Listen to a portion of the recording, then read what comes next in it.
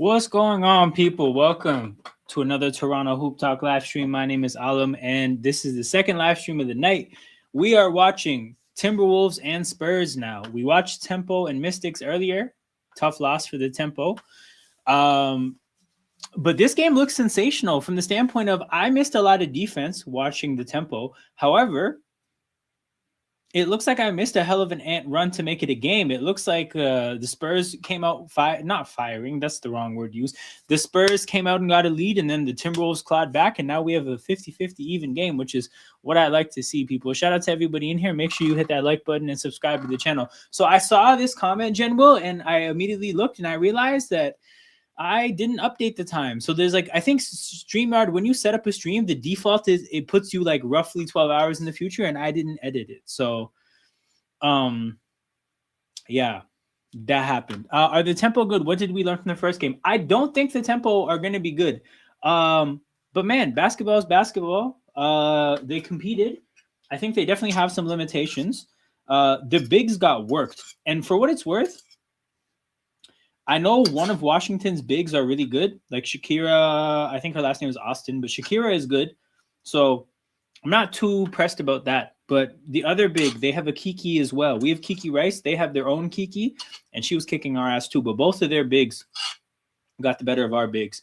The backcourt looks okay. But, I mean, yeah, it's an expansion team, you know? Size in here, New York first Pistons conference finals, New York versus OKC Spurs NBA finals. I agree. What's up, Jared? Not so much you. I can't watch the game. It's not on TV for me. Oh, it's not another on cable. Prime game.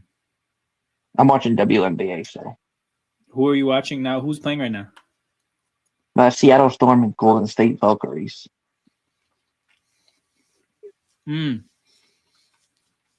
Flajay Johnson. Kind of like the Storm jerseys.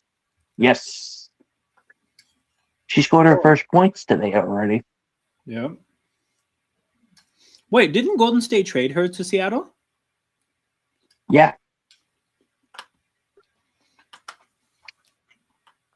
Game one of your career, you get to get revenge against the team that traded you. That's beautiful. That's the thing with beauty. It's 20-16 right now in the first, so my game don't start till 1 o'clock tomorrow. The Fever.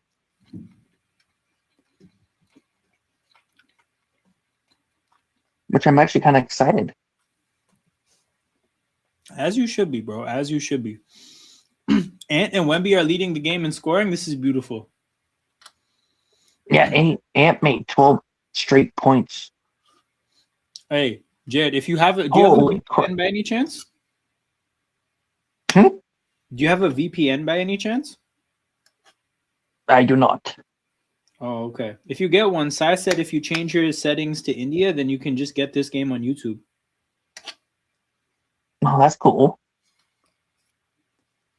Nah, I'd rather watch WNBA right now, but I wish this game was on. I want to watch Wemby, but oh well. Wemby versus Ant is cinema, man. Yeah. 31 I think next game is supposed to be on. I think next game is supposed to be on normal TV, so I get to watch next game.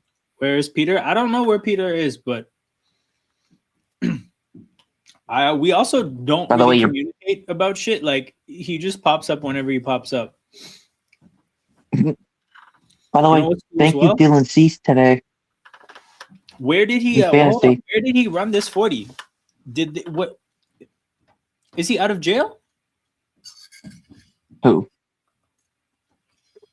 Henry Ruggs. Oh no, Randall is down. Never mind. He looks fine, bro. Yeah, Henry Ruggs is out of jail. Yeah, they have him running 40s in jail. That's crazy. He's getting released soon. Yo, catch him on the Patriots practice squad, man. Henry. That's how. Watch, I'm telling you, man. The Patriots are going to try to do something to build goodwill, and it might be some oh, give him a second chance. He paid his price. The first picture showed me of him wearing a neck brace and a bunch of scars on his nose. Damn. But yeah, Wemby at the free throw line. Oh man. Oh man. Did Temple Raiders in the 80s, win? but not 2026 Raiders.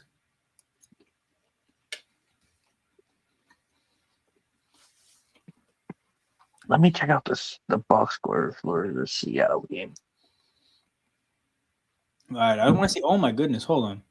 San Antonio's actually shooting well from twos. I figured in a low scoring game like this, it would just be all bad, but they're shooting like shit from three, I guess. Holy crap, Liberty. 106-75. Man, they were not nice with that team. They beat up the Connecticut Suns. Holy crap. Yeah, Io's back. Misses the layup. Oh, your team only lost by 3 today. That's not bad. Castle. Ooh, Castle misses the jumper. Player stats. Let's see here. Storm. Flashy Johnson, 3 points. She's 1 for 1 for 3-pointers. So the first points of her game was 3. Step back. Bricks. Oh my God! There's already a first ejection of the season for WNBA. Oh no! Oh no, Ant. We can't be having those turnovers. Carter Bryant in the corner knocks it down. You got Carter Bryant hitting corner threes. What a crazy game. First ejection of WNBA season goes to Golden State Valkyries.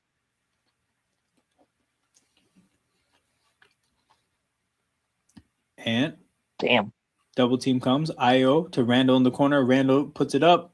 Randall misses the 3. Offensive rebound. Randall dunks on Wemby. God damn. My Maine Mariners lost today, but we won our first series, though, in our franchise history. And then Wemby with a bucket right back. This team is back, is end to end and back, like just back and forth, responding to each other since I started watching. What was that? Back and forth. Mm-hmm. Damn it! I wish I had the game on TV, regular TV. Then, God damn it. Oh well. I kind of like these Seattle Storm jerseys though. They're neon green, black, and light gray. Have you ever found like an illegal stream to watch a game before? Yeah, on YouTube sometimes where they have the screen covering, like black screen. But they have the game like really light, but. Mm-hmm.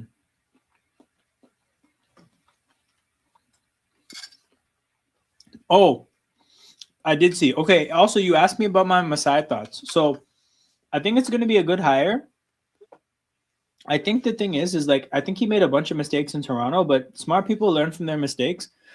I think he'll do a better job in Dallas than he did towards the end in Toronto. And I think, yeah, like the bunch of this roster is going to get traded. I don't think he wants any parts of Kyrie or Clay. So you think he trades Kyrie and Clay? I think he would be interested in it. He won't just give them away for nothing. But I think that he'll have one eye for whatever he can get for both. I know. Holy crap. This is what I was asking about. First Sports used to be so clutch. My goodness. Hey, thank you for your pitcher today for the Blue Jays. What did he do? Dylan Cease 10 Ks today. 10 Ks. Through 7 innings. He gave me 26 fantasy points today. Hey, man. Well, you guys were playing the Angels. You guys were playing the Angels today. So. For sure, but I think you would rather flip him for like another maybe not in your rotation, maybe in your rotation kind of a player. Like I'm trying to think. I just think Masai would get the more Masai version of whatever that player is. So like, for example, trying to think of like. Who'd you trade Clay for though? A 3 in like a defensive small forward. Like I'm trying to think of the Raptor-ish equivalent of a guy who's making, let's say, 15 millish that isn't necessarily in the rotation. Damn, Seattle's missing 3s. Grady Dick reunion, that would be nasty. Don't have Klay Thompson. Klay Thompson to Toronto for Grady Dick. I don't know if Chicago would be interested in this. I feel like Masai would take the Patrick Williams contract with a draft pick. I feel like he's the type to not hate Patrick Williams that much. End of the first, 24-23, Seattle. What else is on Open? that I can Yeah, watch? let me see right if I now? can find players that he would maybe want I to can flip. watch. I can watch United Football League. Nah. What else can I watch? I can watch Kaminga? Garfield. Garfield's on. I don't know. Hold on. Contracts. I think he likes Kaminga. Where's the leaders page? Contracts. No.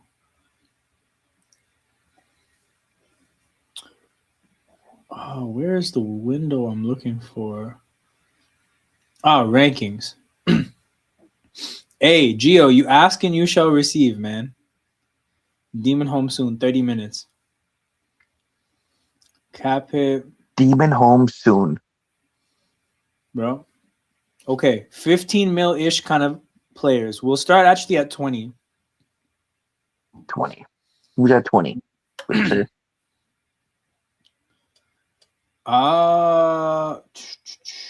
Calvin Johnson, Daniel Clay Gafford. Thompson is 101. Struce, Jovic, Okongwu. No, Okongwu has too much value, but I feel like he would be into getting Onyeka Okongwu. Austin Reeves, maybe?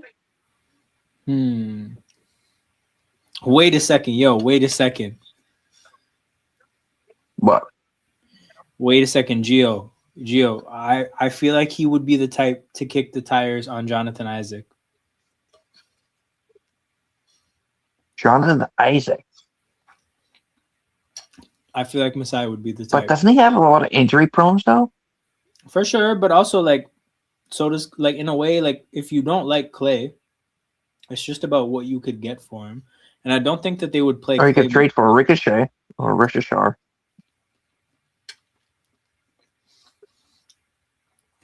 Masai would like Ricochet. Well, Clay Thompson for Dorian Finney-Smith.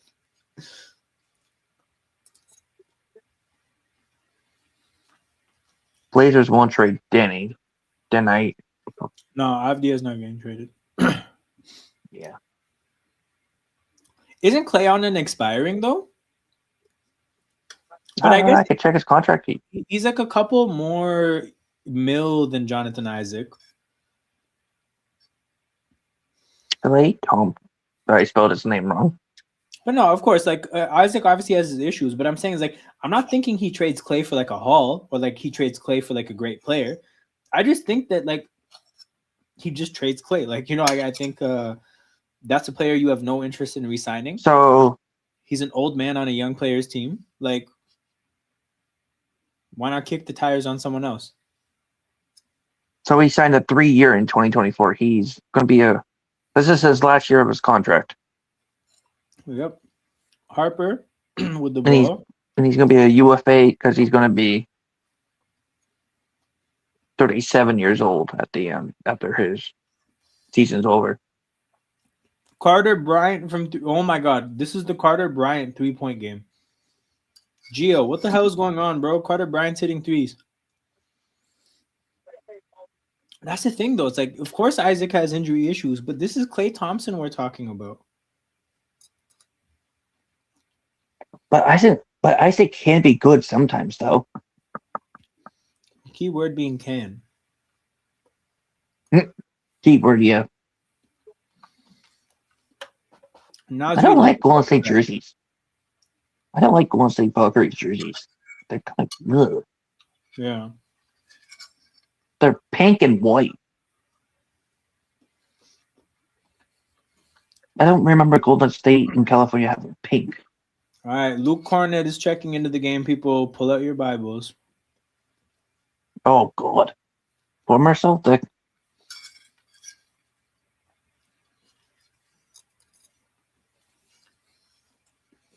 He trash talked about someone on Twitter before, or about something in the NBA. Yep, more than someone, definitely something. I forgot what it was.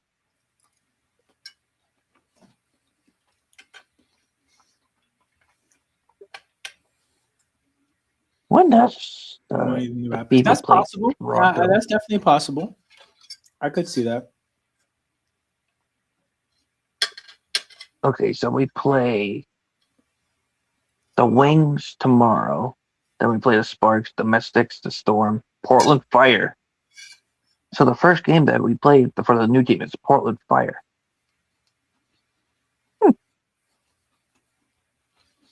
Hey, Alam, Market, June 4th, Clayton Clark versus Angel Reese. Oh, hell yeah. Fox, step back. Misses it back rim. Oh. Dylan Harper knocking out the rebound. Man. Atlanta Dream versus Indiana Fever. Damn, our first game against each other's not to June 16th. I'm just glad What he the didn't hell? make Dan Tolzman the GM because I figured that would be a possibility. We play so late.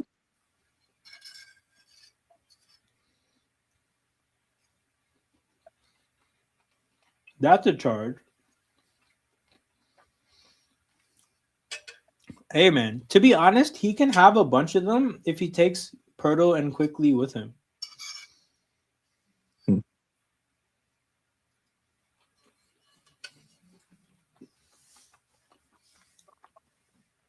Like, would I sacrifice coaches and GMs that I don't necessarily even think are guaranteed to be the ones to take us to good places to get out of cap hell? For sure. Oh, she fouled her and got slapped right in the mouth. Oh. Okay. She said take that after fouling her. She smacked her right in the mouth while falling down. Free throws for San Antonio. Who's guarding Wemby, by the way, in this game?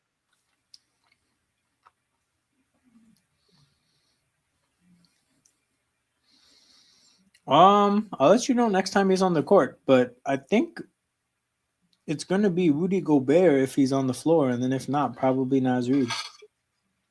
Naz Reid.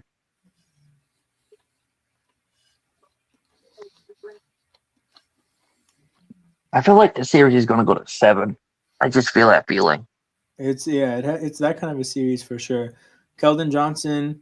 Oh my God, Terrence Shannon tried to dunk on Luke Cornett for everything that is holy and Magic City. He said, "This is for the baddies." Bang! Almost dunked on him. Damn. Honestly, if he finished that dunk, I feel like he would have had his jersey retired in Magic City, right next to James Harden. Is there even baddies in Minnesota? That's a hilarious question. There has to be. Surely there is. So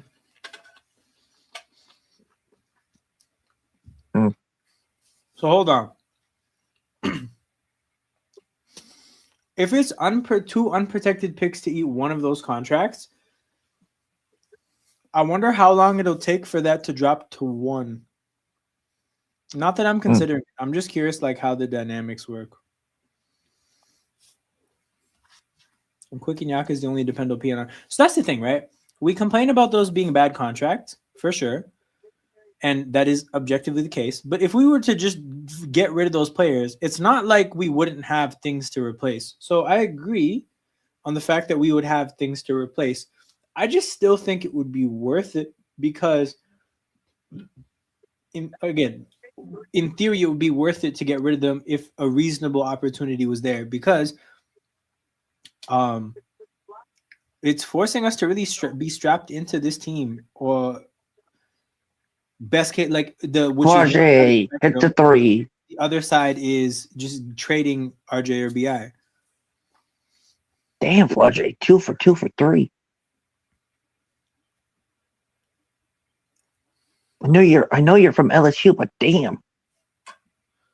So he having one of those games where he's hitting threes.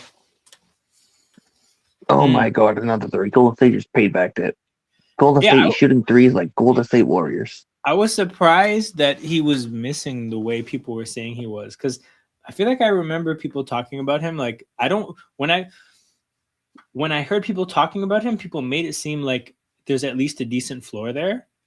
So that was something new. So it's gonna be a while. No, but you know what it is. So Gio,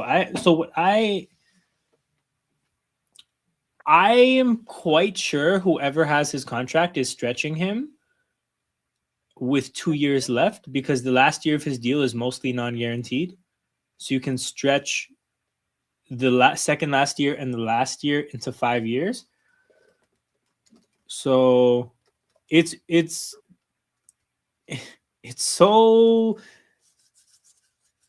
Oh kind my of lord, insane Golden how State. easy it is to read. But like, yeah, this year 29-30 is only guaranteed for 5 million, which means when it's the summer of 2028, you can stretch this contract for 34.4 over 5 years, which works out to just under 7 million a year by the time the cap is even higher than it is now. So I just think that whoever, whether it's Toronto or another team, when Yak gets to this part of his deal at 33, he's getting stretched. So the stretching point is 2028, which means that we have 2 more Holy shit, years Flashe. of 19 and a half this year and then 27 the year after. And then he's gone after that. His games played. Damn, Flashe. Full money. See, here's the thing, though. It can increase by 5 million per season where he plays at least 1,400 minutes, and increases by blank for each season the player plays at least 1,400 minutes and the team makes the playoffs. So let's see how close he got to 1,400 minutes. Jakob Poeltl stats.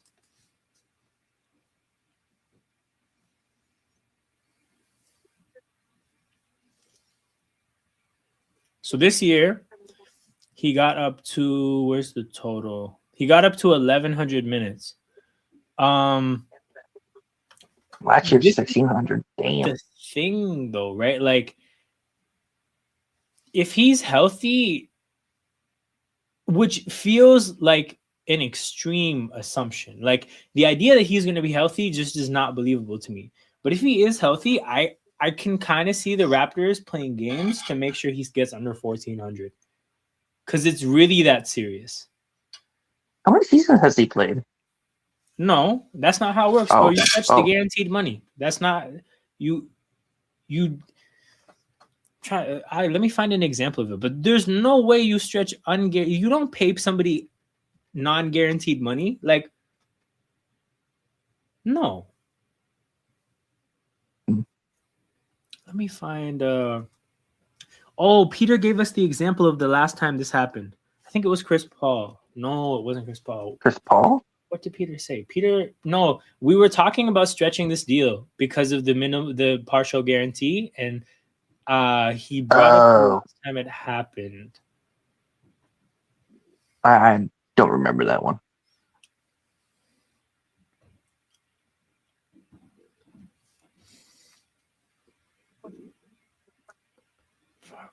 Who was it? Is this Jakob Poeltl's final year for next year? Hell no, bro. The whole conversation we're having is about the long contract he's on. Oh yeah. He can play, but he don't have to. I don't see him playing well on a bad back. The issue is Yak has value in his expiring year, so they won't stretch him. The team wants cap relief. Will trade for Yak in his contract year. I mean, that is a possibility. Like, it is possible to want to save the non-guaranteed salary to trade, but you're just talking about 2029, when I think it's only possible to think about 2029 if you're guaranteed to get this. I think if Bobby gets a good contract extension, then you know what? Maybe he does think with that long-term thinking. Holy crap, 2028, 2029, he's getting 29 million. Yeah. Damn. And he's only 31 years old with back issues? Yeah. Ooh, that's not good for a center.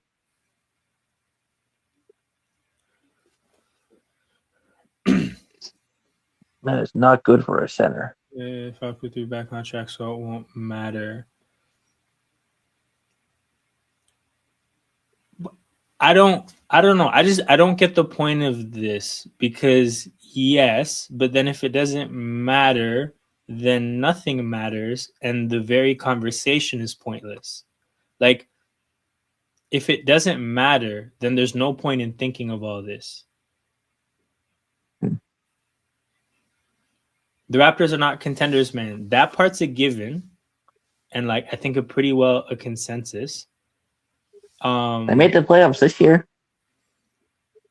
So yeah, I mean, like that's the thing is like I Somehow. think the only thing to consider is how they could get to a place where at least their contracts are workable. And the only upside to stretching Yak would be if it allows you to keep somebody under contract. That would be a good deal, which I don't think they're in the place for that because I don't know. I kind of see both BI and RJ turning into bad deals She just bulldogged. because I can't remember the last time we got somebody on a deal that was like less than market value. Right? If you think about it, right? Scotty was the max. BI was over market value. IQ was over market value. Jakob was over market value.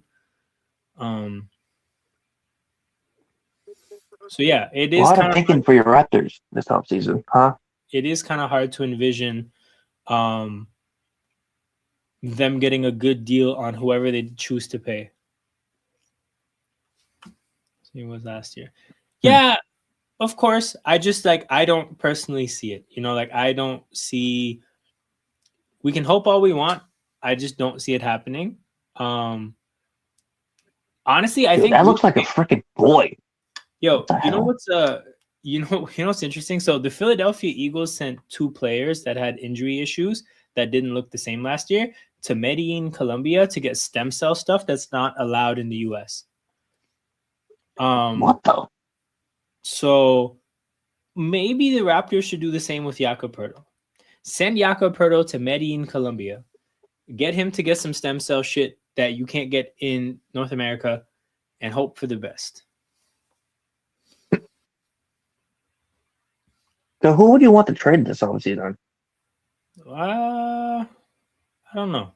I don't know yet. Don't know yet. But yeah, 45-43. This game I think started Well, off with the Timberwolves having no, it was the Spurs that had a pretty big lead, I think. Where is the your game's better than my game right now. lead info? Biggest lead, 15. Yeah, so the Spurs at one point had a 15-point lead. And now it's a competitive game because since I've tuned in, this whole second quarter has been a pretty evenly contested game.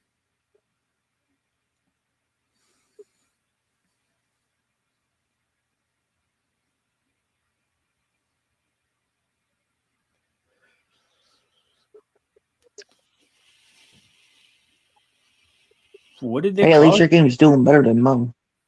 What did they call here? Did they call it a block or a charge? Because I was locked in with the chat. Because I definitely think that's a charge. Unsuccessful challenge. Surely that's Minnesota ball.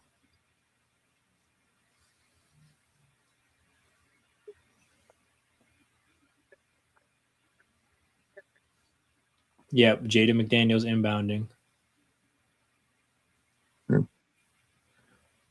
TS2.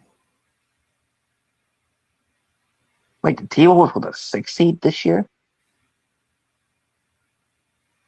I thought they were higher. Hope is to play them for a season or two and hope they play well enough where teams want them. No, I agree. I agree with that part.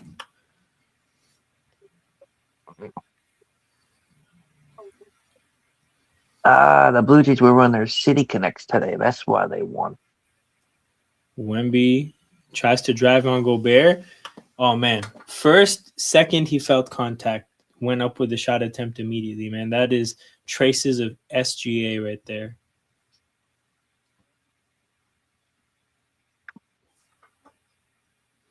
Oh, shit. I'm not going to be home to watch my Fever game. Shit. Yeah, It'll be at a maybe. birthday party. Shit. Maybe I can stay home. Damn, Knicks Sixers really is over. Fuck. Okay, tomorrow. Yeah. If Detroit gets it done, man, we could have 2-3-0 series. Now, the Cavs are favorites by quite a bit, and I feel like when I see Vegas spreads that are really against what I think, I just figure that somebody knows something somewhere. So we'll see what happens. The Pistons. Yeah, you sent that to me yesterday.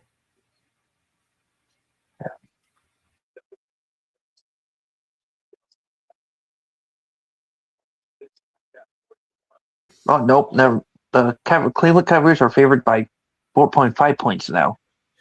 Ah, Going down by 1. yeah. 46-46 after a missed free throw from Wemby. TSJ to Randall. Oh.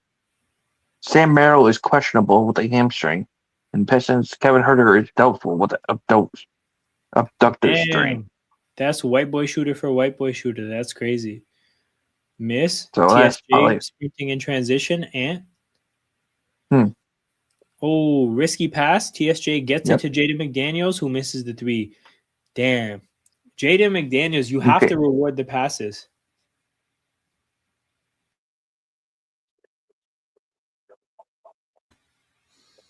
I Oh, think it's going to be Brandon had Pistons. surgery today. Yeah, I saw.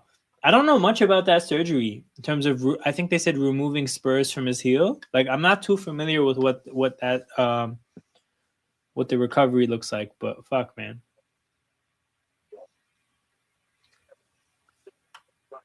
Oh, Maine lost. Yeah, and it's one of those things where if you get surgery on your heel, then it's like you have to be off your feet for the most part, and then there's like the work to even just like catch up on all the time you were spent sitting around. Like, hopefully, I mean, if you're a part of the people that thinks he should be moved in the off season, like I have a hard time seeing him being moved in 2 months, considering that this just happened. But maybe mid season.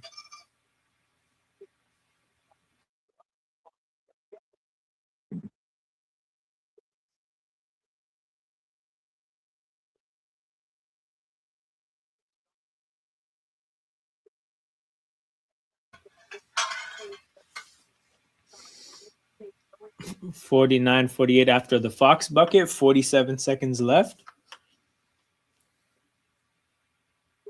Ant goes left, double team. It's Wemby and Vassell. Passes out of it, almost a turnover. Io to Randall. Randall. Oh my God, what a play from Castle. And a bad contract for him. Yeah, because at that point he's on the brink of free agency. But it's tough, man. Yeah, like we basically signed a 2-year deal, and that's obviously there's benefits to not giving up long-term money, but then there's also a different dynamic of, I mean, essentially not having like the not having a huge window to trade the player. Did you guys re-sign Brandon Ingram yet or no? I mean, he's still just on his normal deal. Jaden McDaniels for the 3 at the buzzer to tie it up 51-51. What an interesting first half, man. Tied. Damn, this is a game. really good game, but I'm missing it. Whatever. Yep. At least your game's better than my game right now. But yeah, man. Second half should be good. We 40, saw. Oh, hold on. Did they? They're not looking at this or anything, right? Yeah, no.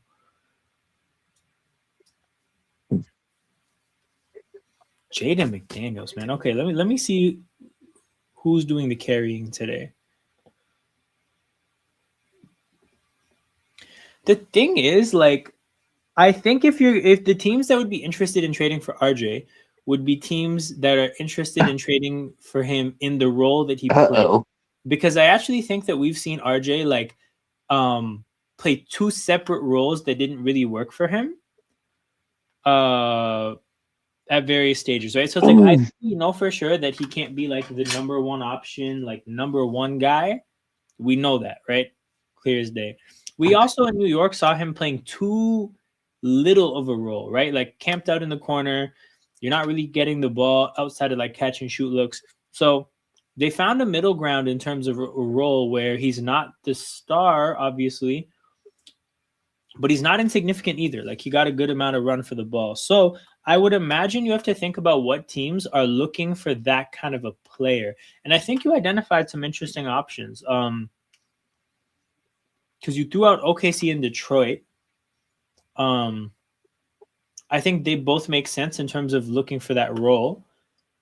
You brought up Sacramento, but in my head, I kind of feel like that's more just the assumption of the fact that he would be going the other way in a Sabonis trade, and Sabonis trades. This is possible. This is definitely possible. All That girls role are shot. that role would be available there as well. Because yeah, like at the end of the day, RJ is one of those players where I don't know if RJ is an off-ball player. Like he kind of needs the ball in his hands at least a little bit. What are they reviewing here? If the Spurs have more time, This game is getting a little interesting. I should Chip turn the nail, a chip, a freaking loose tooth. Somebody lost teeth. Like, what the heck's going on in this game? Man, I should be turning the volume up. Where the hell is the volume at?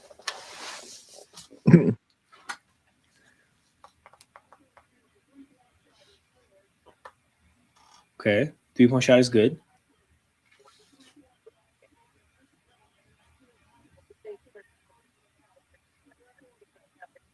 Halftime, no foul on Randall. 51-51 in this game. Flage.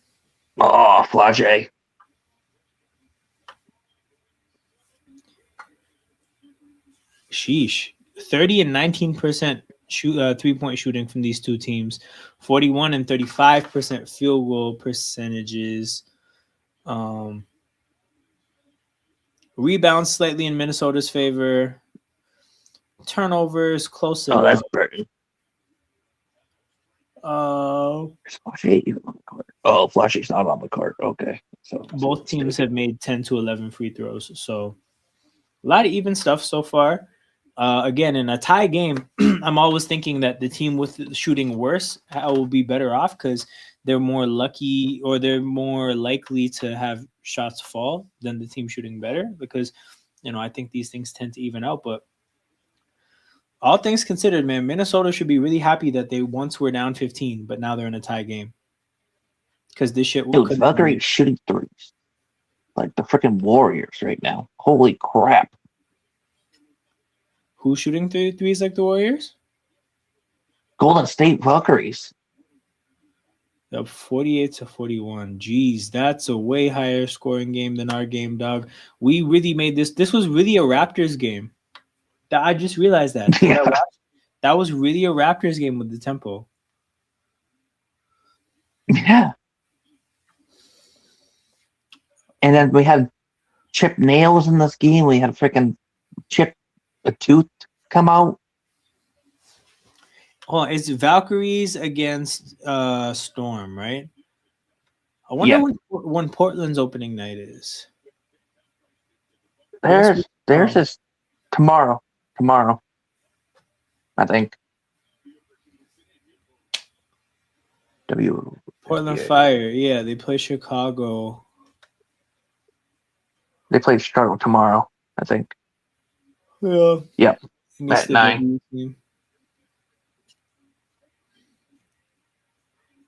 My fever starts at 1 o'clock. Of course, my game is an early game. Yeah. Halftime for the Fever for the Storm and the Valkyries, 49-41. Yeah. Flashie Johnson 6 points today. Hey man, more than Kiki. More than Kiki for sure. Hey, it's only their first game of the season, though. No, of course. She'll get used to it. Of course, and we had chuckers, dog, and we had people that were getting up shots like every chance they got. So there's that. It's kind of like this game.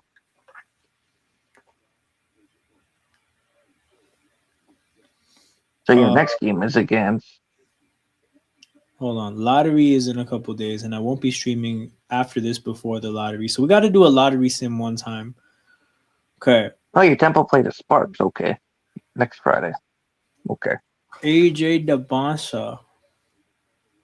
DeBonsa to Washington. Actually, Peterson to Utah. Cam Boozer to Brooklyn. Caleb Wilson to Chicago. Ooh, hold on. Oh, yeah. The Clippers Clippers. get the Pacers pick if they fall out of the lottery.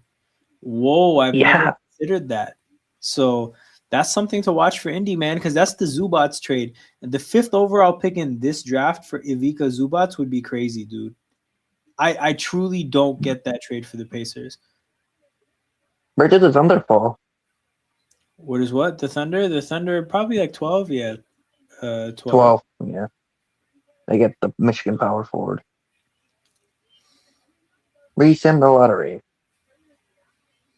All right, let's do this. Ooh, Brooklyn. dude. Pacers drop out again. This time Dallas jumps out. Dallas jumping up. I mean, the thing is, if they jump up, I don't know if they would take another. Actually, it's Masai. He would take a forward. Oh my goodness, Masai would definitely take 6'10" Caleb Wilson. Out of all these players, bro, maybe So Washington dropped to 1. Utah dropped to 3. The Hawks. Oh, this is the one, man. This is the one. The Hawks get up to number 1 overall with the Pelicans pick. The Kings 2. Jazz 3. Mavericks 4. They say at 4. The Wizards dropped to 5. You know what? I feel like with the Clippers falling apart the way they are, if they end up getting a pick out of this lottery, I feel like that's like a preemptive. Hey, you're about to lose like Paul George, Kawhi, and everything you had. Here's a top pick. When is this? When is the lottery? Sunday, half an hour before the first game, so 3 p.m. Eastern. Oh. But yeah, shout out to everybody in here. Make sure you guys hit the like button and subscribe to the channel. Doing this game and I don't see the then Thunder in the top 10. the lottery and game 4 on Sunday. And next Friday is the next tempo game. Yes, sir. And then we got tempo games on Wednesday and Friday. The Friday game is 1,000%. Oh, Wednesday.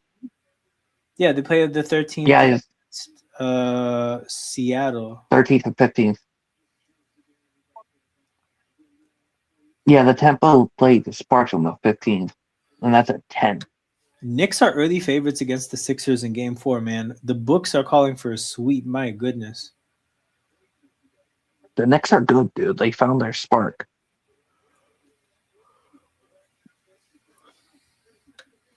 Offered Okay, Pacers. this game's on camera. You know what, Gio? I feel like I don't know the prospects well enough to have an answer that's worth anything. I would say yes, because I'm under the impression that the 5th, because if the Clippers get a pick, I believe it's going to be 5th or 6th. I'm under the impression that the players that are going 5 and 6 in this draft have higher ceilings than CMB. I just don't know that for sure for myself because I'm relying on kind of just generally what people have been saying. Holy crap, Anaheim. You guys suck. If that's not the case, then fuck no. But also at the same time, there's also like the human element isn't the right way of putting it, right? But like if you just trade your rookie that played really well that the team seems to like and stuff, like it could kind of, I feel like, send the wrong message to like some, I don't know. It would be a really cutthroat thing to do. You know what? Like, I feel like if you're a GM and you make that kind of a move, you have to have fucking titanium balls. And you want to send the be draft right. again? But yeah, I just like, I don't know, because I think about it like it's not going to be Caleb Wilson. I don't think we would. I mean, you know what? We could probably use I don't know. We could use a player like Acuff, but I feel like his defense would piss us off. Okay, I found it. Okay, great.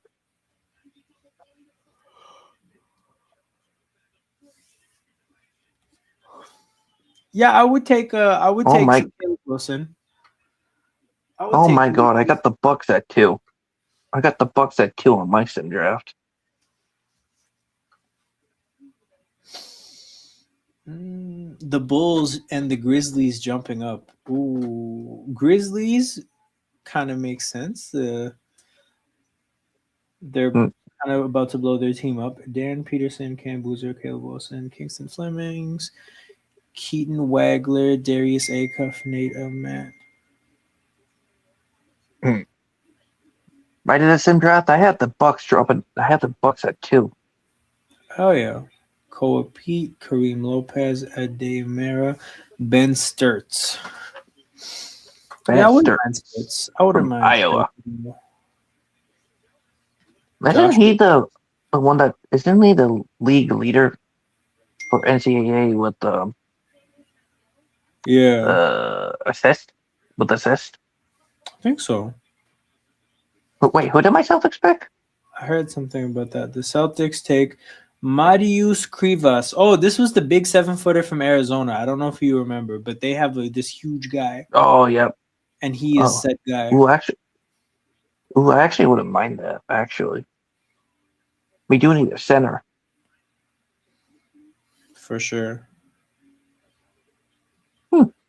Ben Simmons' defense is ass. No, I mean that does present problems for sure, especially the playing slow part. Because the thing is like I remember when Darko still the team still wasn't looking to tank yet, but he still had no interest in playing Chris Boucher. Um, so yeah, he still had no interest in playing Chris Boucher, even when there was clearly no decent option. Because it's just like, yeah, like if you don't play fast, then one weak link can really mess up everything that the rest of the players have going on. The defense is ass.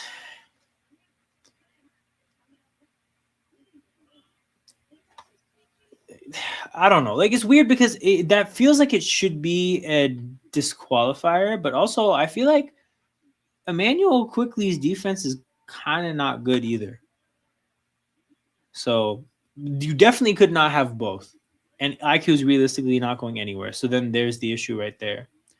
Um, but yeah, I'm gonna get some water. I'll be right back. Oh damn, Jared cut. All right, cool. You guys are gonna have to. No, you know what? Fuck it. I'll make do.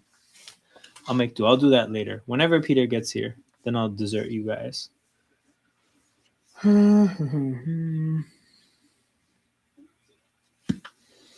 Yeah, Atlanta is the most fun one, dude, because you're gonna get unmitigated New Orleans Pelican slander if Atlanta gets the top pick in the lottery.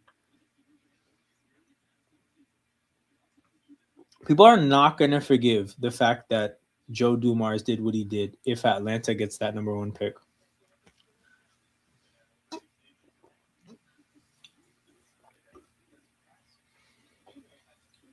But yeah, man. That tempo stream was fun as hell, though. Even though the game was shit and we lost, that was still kind of a vibe. Like having basketball in the summer is gonna be nice.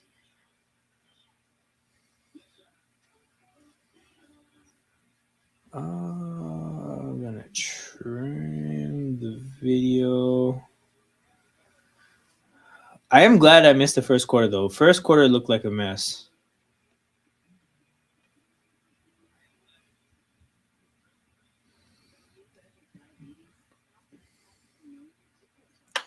So Dallas gets the number one pick. Yeah, I mean the thing is I definitely believe. Like I don't think that the NBA has rigged every single lottery pick like 1 through 4 for the history of the lottery, but I definitely think that if they see a vision and the vision makes too much sense, that they step in and make it happen. Um, if you have to think about narratives, right? Like, okay, would there be like a powerful narrative about getting Washington a pick? I don't think so. I don't think so. Nah, a number one pick wouldn't be the thing there because they have vets. Like, no, would there be like an interesting storybook thing to getting India player? I also don't think so because I don't even know if a team that's trying to win a title is a great environment for a young prospect. It just doesn't check out to me. Brooklyn, no. Utah, no, bro. I feel like they're gonna make sure Utah gets fucked. You know what? That might be the rigging. Geo, I think that might be the rigging. Uh, the rigging is is gonna be about fucking over Utah. I think they're gonna make sure Utah gets like the worst pick they can get. Like they might not be so aggressive as to make 4 teams from behind Utah jump up, but I feel like they're gonna try to get Utah to like 6. Um, so if I had to guess, that would be my guess.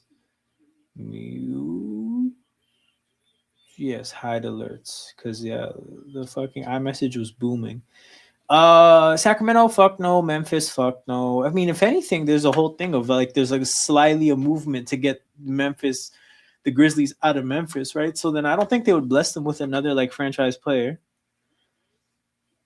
Yo, this is what I was saying, Jez, right? Like if you talk about how the NBA rewards franchises for losing big pieces, like the Clippers have essentially lost to everything they built, or they might be on the brink of doing it. So I mean, I don't know if the point would be that they want to not rig it, like they kind of want to fuck the Clippers over because of the aspiration stuff, or whether they want to like reward them for losing their pieces. So it could go either way. But I definitely think that like if rigging is involved, there's going to be an agenda with the Clippers one way or another. But the agenda against Utah, I think, is guaranteed. Memphis, I don't see it. Atlanta, okay, I do think that like you would have a fun fucking like storyline if Atlanta gets a top pick out of a trade for Derek Queen. But again, Joe Dumars would get the kind of slander that would be spoken about for generations. Chicago, nah. Milwaukee, if they get a top pick, it's gonna be like rewarding the loss of Giannis before it actually officially happens. Or Milwaukee would do some dumb shit and trade it on some. Yeah, I don't know. Golden State, no. OKC, no. Miami, there's no like storyline there. Hornets, no. Actually, I lied. If Golden State were to get it, it would just be about giving them like the kind of piece they could move to get somebody proper besides Steph. That's how I see it happening.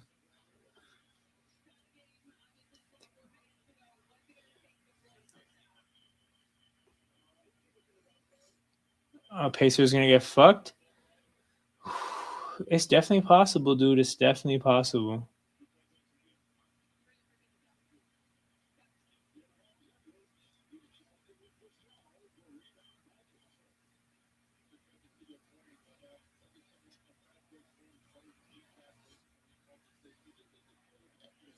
But yeah, man.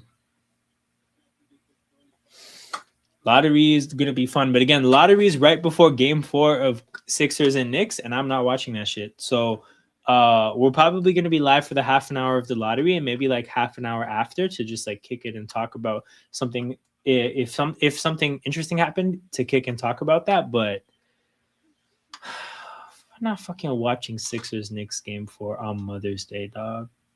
Find something better to do. That being said, Spurs Wolves on Mother's Day. That's where it's at. That's where it's at. Jez, interested on your outlook about the Western Conference Finals. Like, would you rather play the team that you beat up on last year in the Western Conference Finals, or would you rather get a chance to like step all over San Antonio and like kind of show who's boss? Like, what is the preference of Thunder fans? Because like we all know they're getting past LA. The fuck?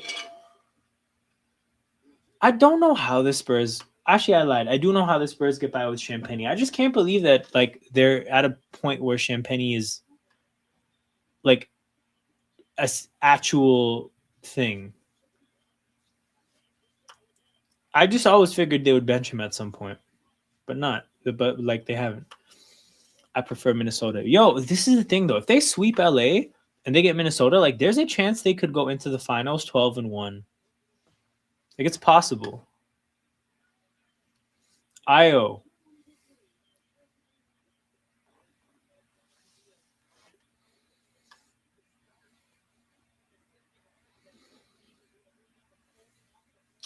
Oh, contact on Wemby, no call.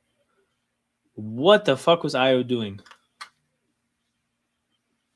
Castle, chill. Oh my god, he knocked it down. Never mind. Don't chill. If you're gonna make that shot, don't chill at all.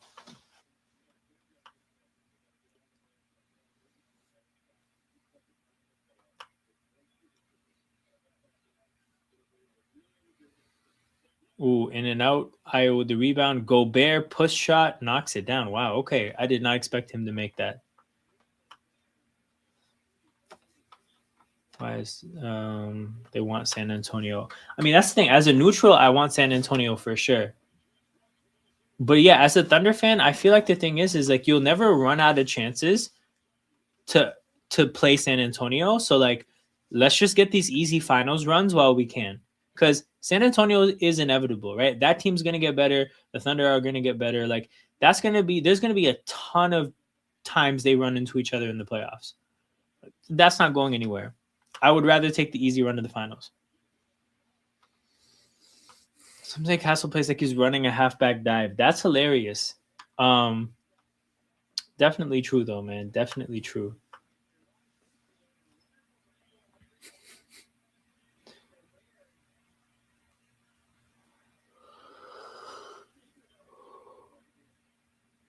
Randall goes left, finds Jaden McDaniels. My God, he got so lucky there. He got so lucky that he lost the ball the way he did, because it put him in a position to get fouled. But again, nothing I hate more than just random fouls that bail out offensive players that already fucked themselves over. That shit is so frustrating. Did we just get raided? Or did hella people pour through? Shout out to the people pouring through, though. Make sure you guys hit that like button and subscribe to the channel. We did get raided. We did get raided.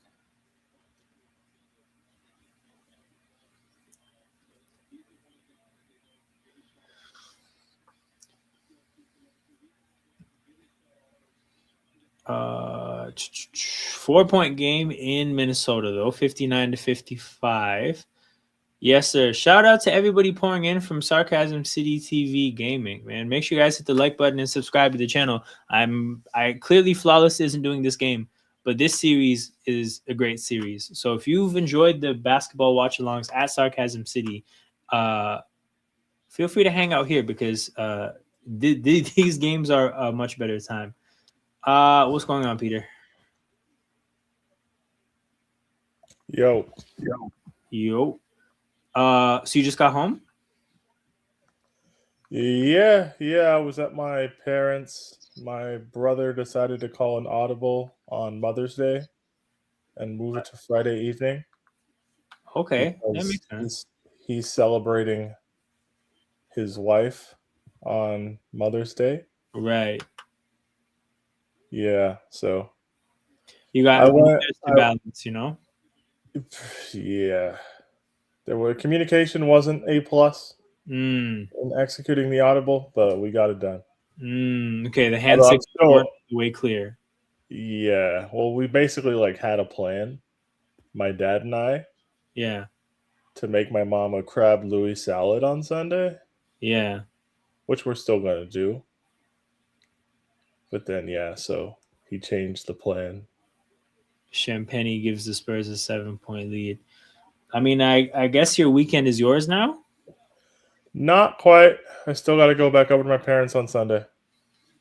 Jess says no butt fumble. He's like, I will continue the football analogy. Hey, man. This is loose, man. But no, we're good. So I'm home. My girl went to happy hour with her sped crew, and she's at some sort of dance social now or some bullshit. I don't know. I'm not there. Fuck that. Oh, yeah. No, you didn't miss. I don't think you missed much in the first half, in the way that it wasn't a particularly high scoring half. I think it was It was like 11-1 Spurs. I want to say like 5 minutes into the game. Not a good start, but yeah, the Spurs had a 15-point lead. After that, the Wolves managed to take a lead, and it ended up 51-51. Jaden McDaniels 3 at the buzzer to tie the game. But yeah, the second half has been awesome. Okay.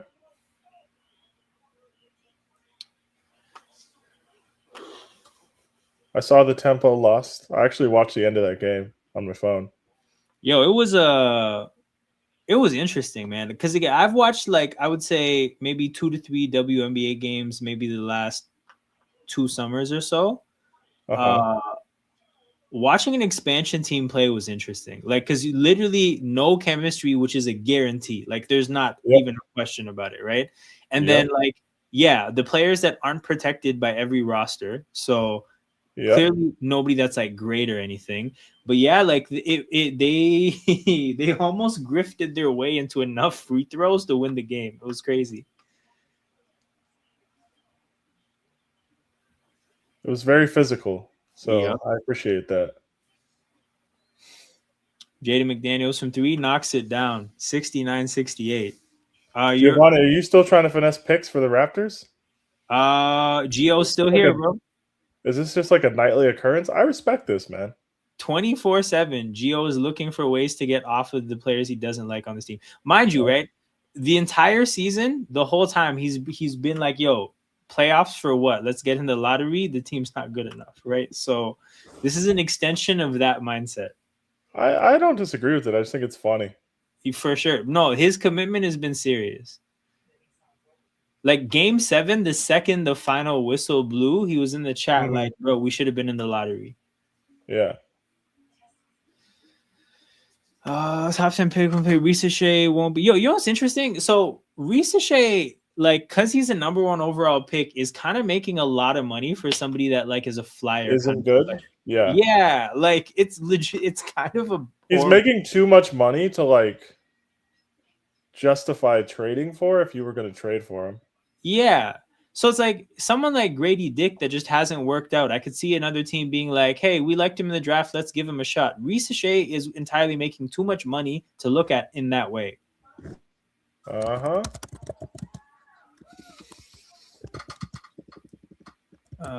23rd pick late 12 because of Spurs. I mean, the thing with Atlanta is it really depends on what happens with that Pelicans pick. Like, the whole trajectory of their rebuild or whatever entirely depends on that pick, I think. Yep. Oh shit. Okay, so I'm learning that I think Tankathon has made it so that their mock drafts actually change depending on who gets which pick in the lottery. The fact that the Warriors get 1 and in this mock they take Cam Boozer is wild. Like, that's I understand that they want to win now. I don't think that the Warriors at number 1 overall would take anybody other than whoever they think the best player is, and I don't think that would be Cam Boozer. Why would they not take? If they had the number 1, I feel like they would take DeBonsa.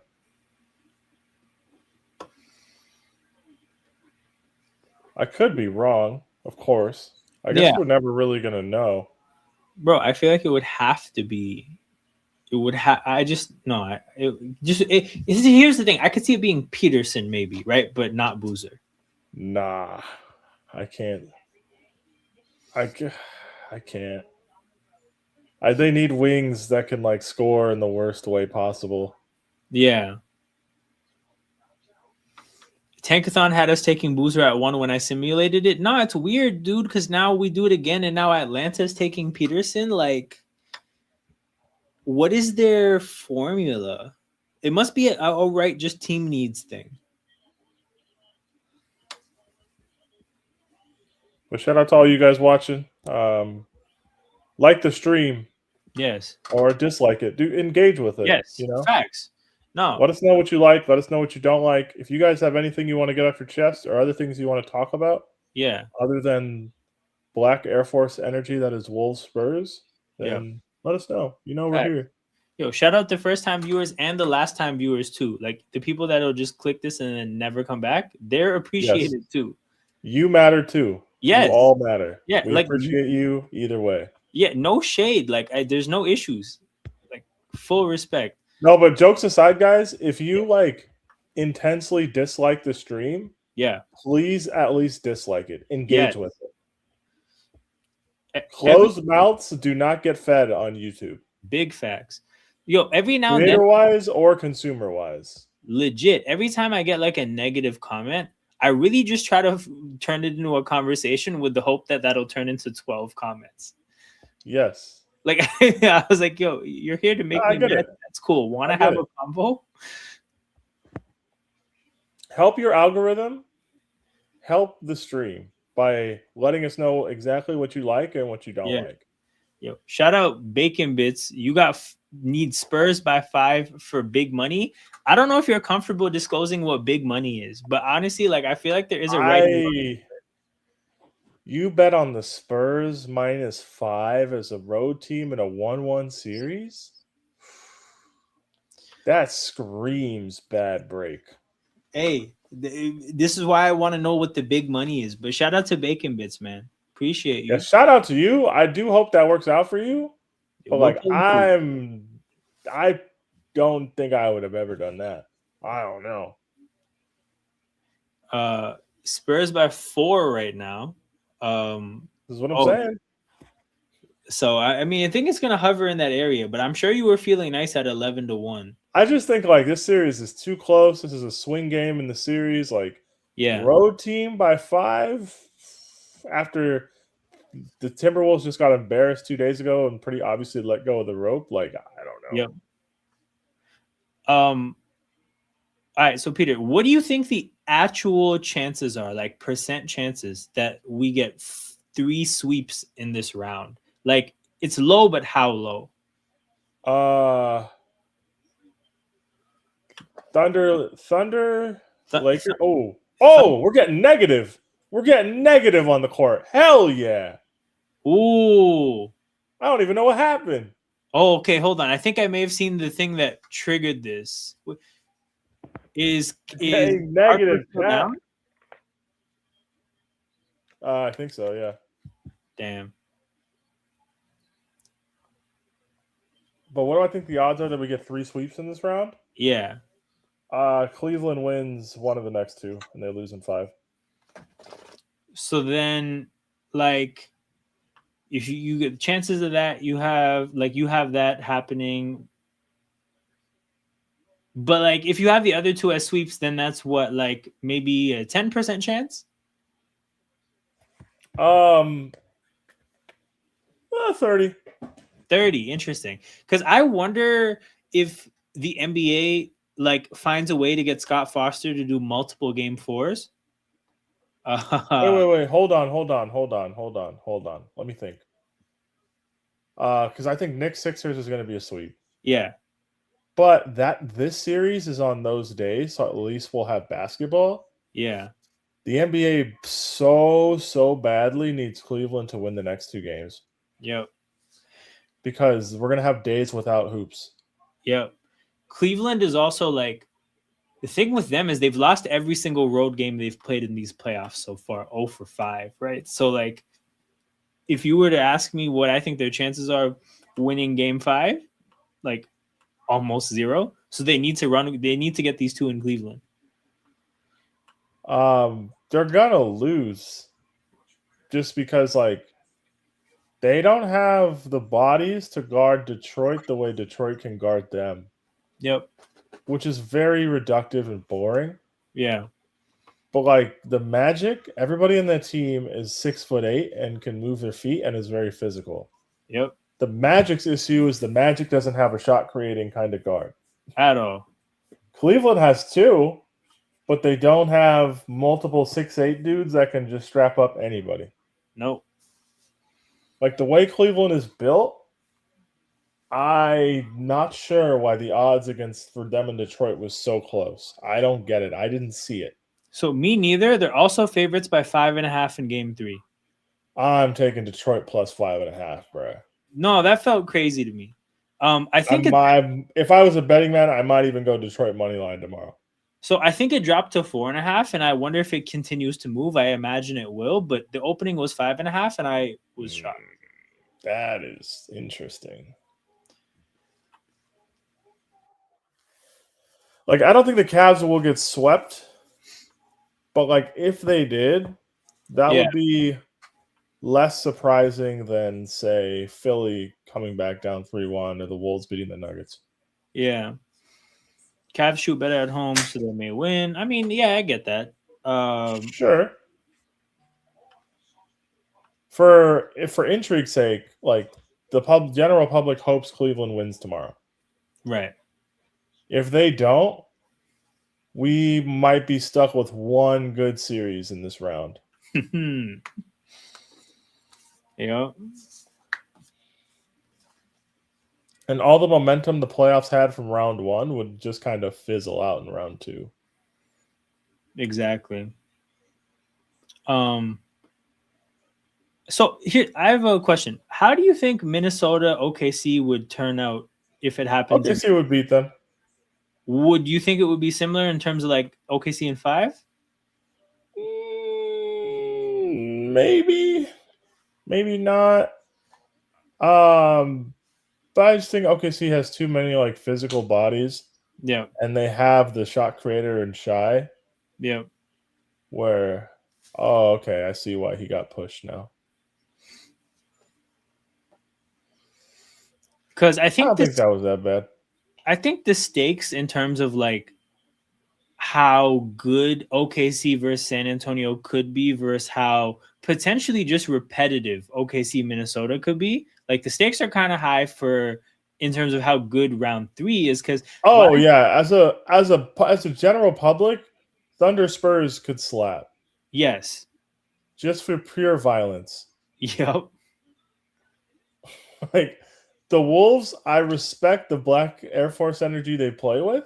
Yeah. I actually do have a ton of respect for the org. Yeah. And I could never I wouldn't want in 20 years people to make fun of the Wolves for not winning a ring and ignoring the 3 straight conference championship series or the conference finals appearances. Right. With how they did it. Mm-hmm. Like I wouldn't want people to look past that part. Right. But do I actually think the Wolves have a chance at beating OKC 4 times in 2 weeks? No, not really. Yeah. But I think the Spurs could do it. So I would want the Spurs to win this series. No, me too. Like, I don't know. I kind of feel like I would be bored with Wolves Thunder again. And I would watch every second of Spurs Thunder if that happened. The only series I like getting rematches of is Wolves Nuggets. Yeah. That's the only one I'm kind of cool with rematches. Yeah.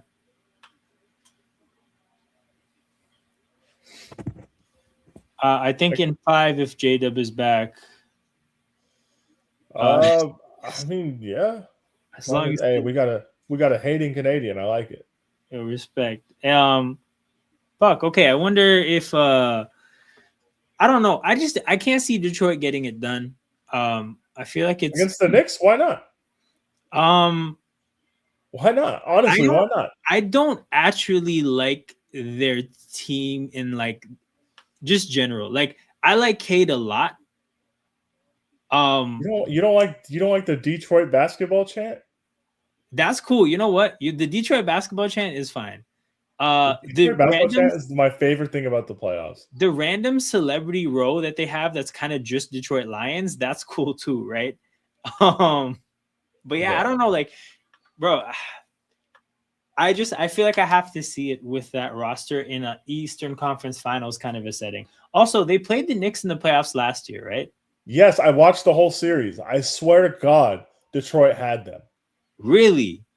Yes. That's interesting. Okay. Yes, Detroit lost all 3 of their home games, 2 of them in absolute stupid fashion in the last 2 minutes. I swear to you. Detroit, it's time. Detroit can do it. It's time Detroit can do it. Look, if they do it, right, they were down 3-1 in Madison Square Garden for Game 5, and Cade went stupid for no reason. From that day, I was like, I will die with this team. See, I feel like I feel that way about Cade. I don't know what Duncan Robinson and Tobias Harris has done to earn that. Bro, you're overthinking it, bro. Fuck that. Duncan Robinson already been in the finals. Cry about it. Damn. Asar Thompson harassing people, that definitely is a good playoff thing. Like, you need that in the playoffs. Yeah. But yeah, I think Dennis Jenkins is cool. I like Dennis Jenkins. No, like, don't get me wrong. Like, their roster kind of, like, it doesn't stink, but, like, No, we've talked about their need for a secondary shot creator. We know this. sure, for sure. But we don't have that shit, bro. We're going to the finals anyways. Fuck it.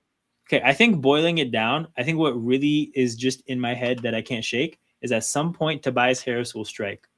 I feel like he's lurking. See, like this is what you think. grass. This is what you think, but like, really, the red pill on Tobias Harris was some players just can't flourish in Philadelphia.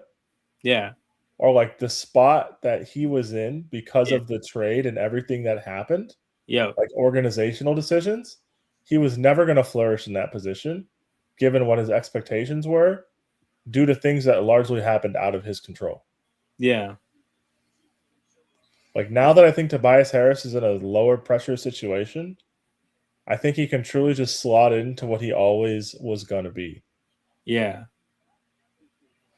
Hey, man, that series, we will be watching it. We'll see what happens. I do think the Knicks need OG back. Like, not just back, but like functional. Of course. That's pretty important for them. 77-72, under 3 minutes to go. I'm not feeling the MNBA version of Angel Reese. That's one way to put it, bro. That's definitely one way to put it. Suddenly learned how to play basketball again. I mean, I guess it's like the exiting Philly. See, you guys are just hating in the chat. That's all this is. You got to believe. Tobias Harris, I believe. But like, do I have to believe though? You do, because he's their second best player on offense. You actually do. I'm obligated to believe. Okay, I get that. If you think they're going to do anything, you kind of have to. Fuck, man.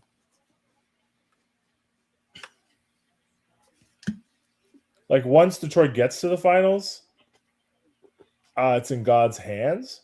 Right. But, like, I don't know, dude. Them getting to the finals. Bickerstaff's their coach, right? Yes.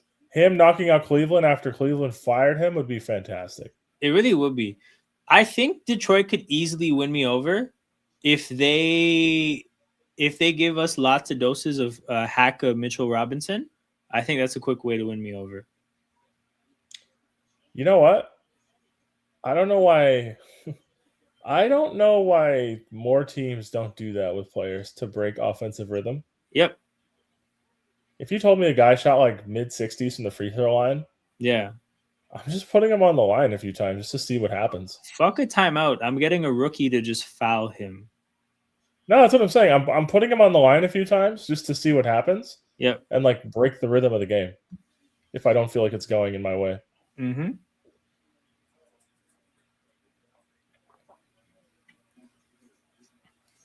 But at the same time, like, I don't understand how every NBA player can't shoot like at least 70% from the line. I don't actually understand that. No, that's something my dad says all the time. Like, I think it pisses him off more than anybody I've met. It's like, it's one of those things too, where it's like, if Andre Drummond can figure out how to shoot the three, I'm quite sure people can figure out how to shoot free throws.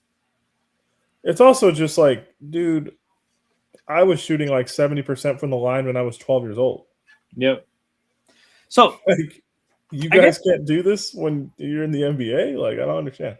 So I wonder for guys that shoot, let's say 60% in games, right? I wonder what they shoot in practice. Do you think they shoot 60% in practice? Probably not. No, it's probably an issue of like a mental pressure thing, right? and like focus. Yeah. Yeah. So I wonder what could be done to improve on that side of things, because I'm sure there's things you could do. I think it's mostly psychological. It has to be. Like, Yeah, I don't think it's truly people don't. It doesn't actually make any sense as a big, especially, to just refuse to work on your free throws. Yeah. That like takes money out of your pocket, if anything. especially with bigs, right? Like bigs, I feel like have the most instances on a court where they're shooting without jumping, anyways, right? Yep. Like those quick, like you have better touch without jumping than somebody who's always shooting jumpers. Mm-hmm. So yeah, that also feels like something that would work in their favor. Psychological guys lazy. No, I really do think that's the thing. So that's my pushback against what my dad normally says. Is I'm usually just saying like I'm sure these guys shoot fucking well when nobody's in the gym. Like I think some of these guys just might not be where they need to be psychologically, and that's something that requires a lot more like understanding of what the issue is. It's not as simple as go to the gym and shoot 1,000 free throws. Because like I forget who it was, but there was an NFL kicker talking about how like the main difference between a practice kick and a game kick is the idea of consequence. So if you really want to like simulate a game situation, you have to practice with consequence. So it's like the idea of if the kicker makes the kick, people don't have to run laps, right? Like, okay, you've attached real consequence to what this is. And it's like you have to create moments like that in order to actually like give yourself a chance to replicate what an in-game situation is like. So I don't know, man. Like they got to figure out how to get real consequence into free throw drills to get a real feel for what's going on. You know, Bismack Biyombo's made $100 million playing in the NBA. I remember I think the Magic gave him 80 of that, right? Like 65. Oof. Yeah, I remember he got 20 rebounds against the Cavs in the playoffs with the Raptors, and the Magic cashed him out for it. At the time, the Magic had Serge Ibaka as well, and Vucevic. They had Serge Ibaka, Vucevic, and him, I believe. Gucci Mane. That's how I feel about Sabonis. Why are players testing your ability to make an open mid-range? Shout out to Young Kobe, man. This is the chat Trailblazers correspondent. Yeah, the interesting thing with Sabonis being like European and not shooting mid range is very funny to me. Yep. But yeah, like Did your dad not teach you anything? Anything? That's how I feel, man. That's honestly how I feel. But yeah, like bigs, 60% from the line, no good. Yep. If I were coach of a team or if I was running an org, everybody'd have to shoot at least 70%. If you want to be primary ball handler, yep, you cannot be unless you shoot 80% from the line. Mm-hmm. If you want a max contract, you have to shoot at least 80% from the line. I would just have stupid ass rules like that.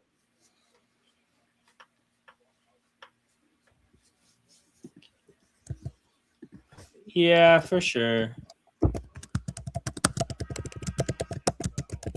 Fuck. I also think if I was like to continue the thought about like how your team would be structured, right? Like, I don't know. Like, I would want my best playmaker to be a player that is good at commanding double teams, because I think like commanding double teams makes your playmaking so much more lethal than if you're just so much easier. Yeah. Yeah. So like I want that skill set together. Now, granted, that's a pretty difficult thing to find because that's kind of the foundation of a special player.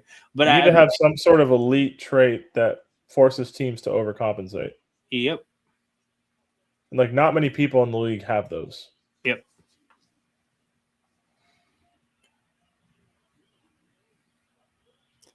Seven-point game with 20 seconds to go on my screen. Spurs are currently getting the bet that Bacon Bits needs.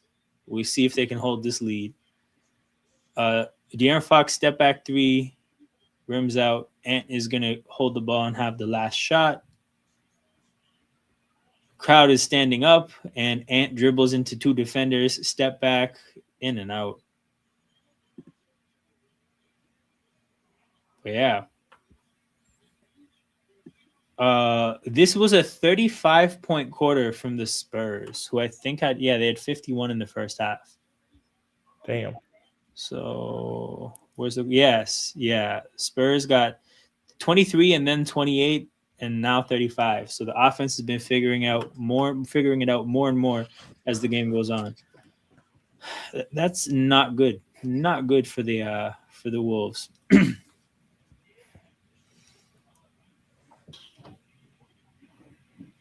But yeah, Ant and Wemby, the two hot leading scorers in the game. This game was everything it was supposed to be.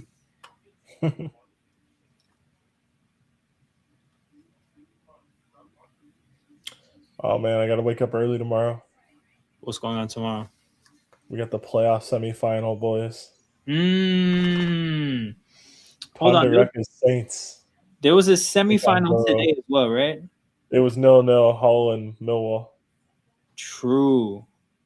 Okay, for these playoffs, do they do away goals? I don't believe so. Okay. I'll look it up though, just to confirm it.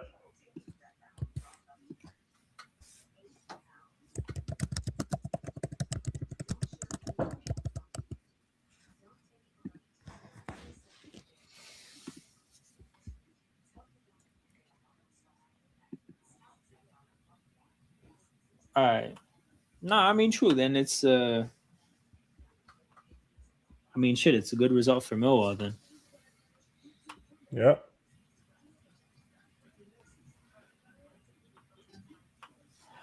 Yeah, the away goals don't factor in. I just checked the EFL website. Yeah. That being said, I do think Millwall beat Hull in the second leg. They play on Monday, second leg. I don't know why the two legs are so close together. I gotta say, EFL, I really don't like that. When do they the play finals? So Millwall and Hull played Friday. They play again on Monday. next? Yeah. Damn. So Southampton and Borough play Saturday and then Tuesday. That's like, I feel like that just reduces the quality of football at that point. The reason I don't like that is because, I mean, I understand why they have to do it. Yeah. Because the FA Cup final is this weekend, and they have to leave the dates open for teams on the very off chance they qualify for the final. Right. But if it were up to me, I think I would just... What would I do? Actually? I feel like you can space it out and run it after the FA Cup. But I guess it's a tradition thing for the FA Cup to be last or something. Well, they have the playoff final. No, so the last domestic match. Yeah. They have the playoff finals the same weekend the Premier League concludes. That's the week before the European Cup final. Yeah. Yeah, I don't know. But I generally don't like the whole 72 hours rematch aspect of the playoffs. And then you have like 11 days between the semifinals being finished and the final happening. Yeah. Yeah, it's just a weird break for people.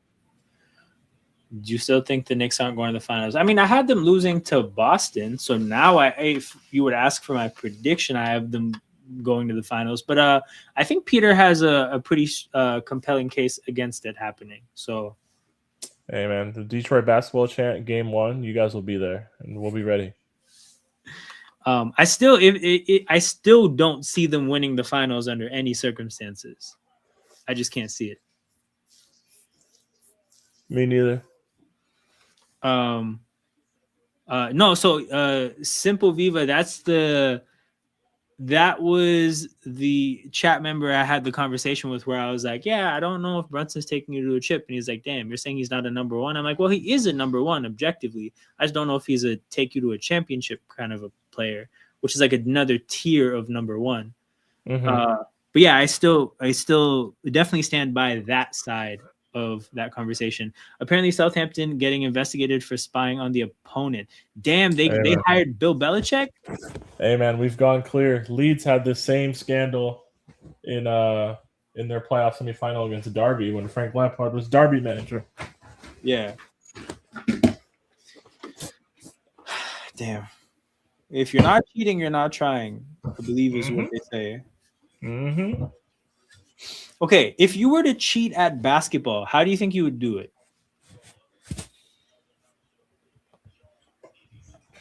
Like, I could cheat any way I want?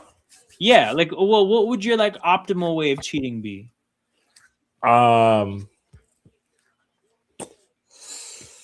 Optimal way of cheating.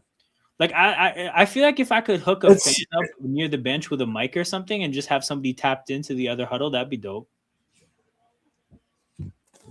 I don't even know if like what happens in the other huddle is important because like you'd have to relay that information so quick to utilize Yeah, it. you're right. You're right. Yeah. Basketball is such a game of like judgment and just execution that like The right answer I is the don't. refs. Yeah, I was gonna Like that. say like Yeah. the best thing I would do is just try and pressure the referees like nonstop. Yeah. But like in terms of cheating against the other team within the lines, that's so tough to do in basketball of all sports. Yep. Like, because that's the thing, right? Like, you can't do any funny business with a basket because both teams shoot at both baskets. I would just try and reverse psychology the ref into not calling fouls on the perimeter and just being super physical. Yeah. I basically just do what the Thunder do. Mm. The Lakers having a meeting with the ref is so like funny optically, dude. It's so but this is the thing, right? The thing, if you think that the referees are making bad calls, that's one thing, right? Every time I saw somebody try to tell me that the league was rigging a game against the Lakers for Oklahoma City, I wanted to shut my phone off, like not just lock my phone, like power off. Yeah. That shit is frustrating because like there's no way people think that the league is rigging games against the Los Angeles Lakers. Yeah, and like if they're doing that, it's not to promote Oklahoma City. That's not a league thing. Fucking chance, dude.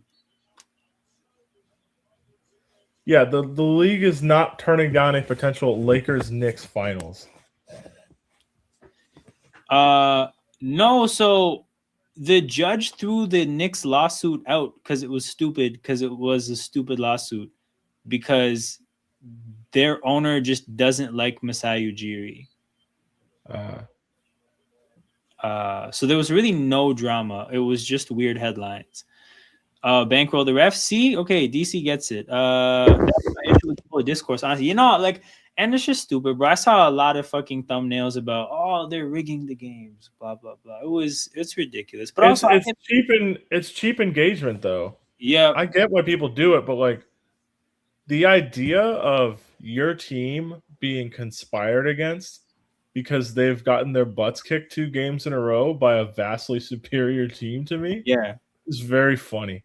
Yeah, like let's be honest, Lou Dort is a bastard. I kind of hate the way he plays. I get why people are annoyed by it. Yep. But like Tony Allen did the same shit.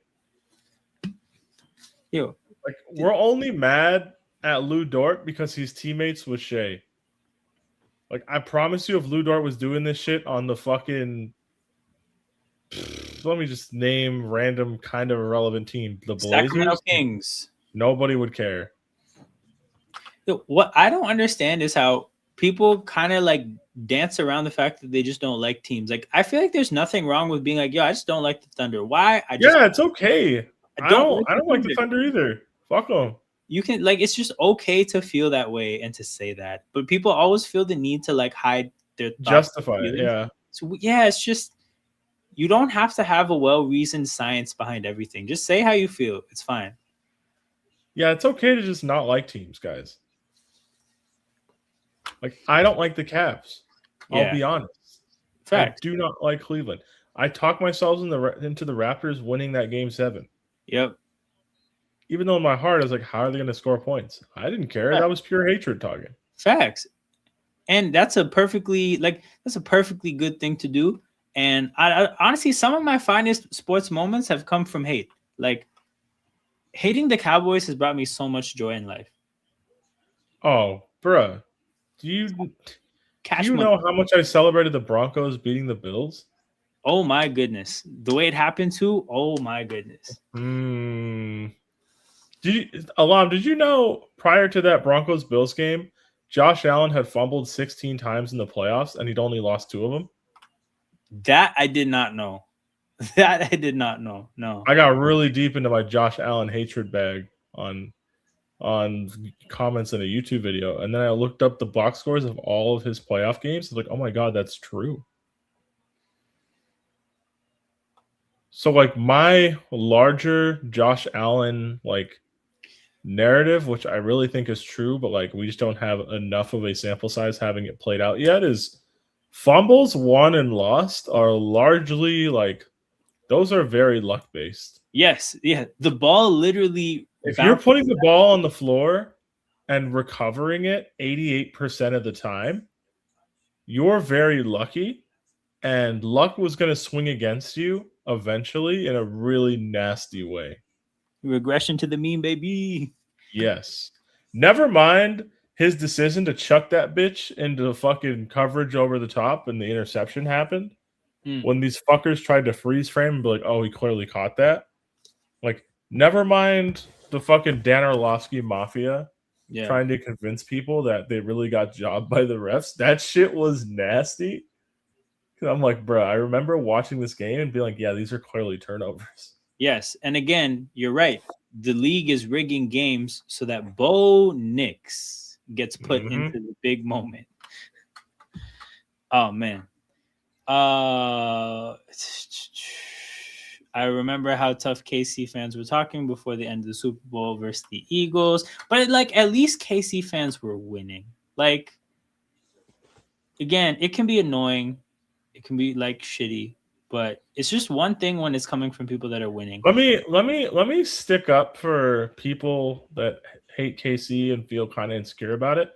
Yeah, that dynasty is the most like Twitter era dynasty full of people that just bandwagon hopped. Yeah. And I think that's what like makes real like long-term football fans so fucking irritated. Like if you meet somebody from Kansas City or from the area who's like parents were Chiefs fans, yeah, so you know they suffered their whole life. Yeah. You're not like mad at those people when you talk about Chiefs fans. Yeah. I hate the Chiefs fans that became Chiefs fans in 2019. No, for sure. Like, that's what I think a lot of people get pissed by. Yo. Okay. You know what's funny? So I know this guy, right? He's not a huge football fan, I would say. He watches a lot of football. He plays more fantasy football, right? So before Mahomes, he used to say that, okay, I like the Falcons and the Chiefs. I kind of have two teams. It's shitty, but I like the Falcons and the Chiefs. When they got Mahomes, he felt so bad about the idea of like that all of this. He became a Falcons fan after that. That's terrible. Maybe one of the worst decisions I've ever heard. But like, I think the way we would all be fucking annoyed with him and pissed at him if he just became an insufferable Chiefs fan, drove him so far away from doing it, he fucking willingly became a Falcons fan. Okay. I want to defend the Raptors bandwagon as a concept. Yeah. They're the country's only team. And like basketball is like an American sport. So that's like Canada's way of like infiltrating the sport. So the like, other thing I feel my wider point is I think it's completely okay to bandwagon for certain teams in certain scenarios. I kind of also think that like in the Raptors case, I wouldn't even call it bandwagoning. I would call it literally the team growing. Like the thing is like the reason the NBA is in Toronto and in Canada is because like the potential for that to be a good economic thing for the league, right?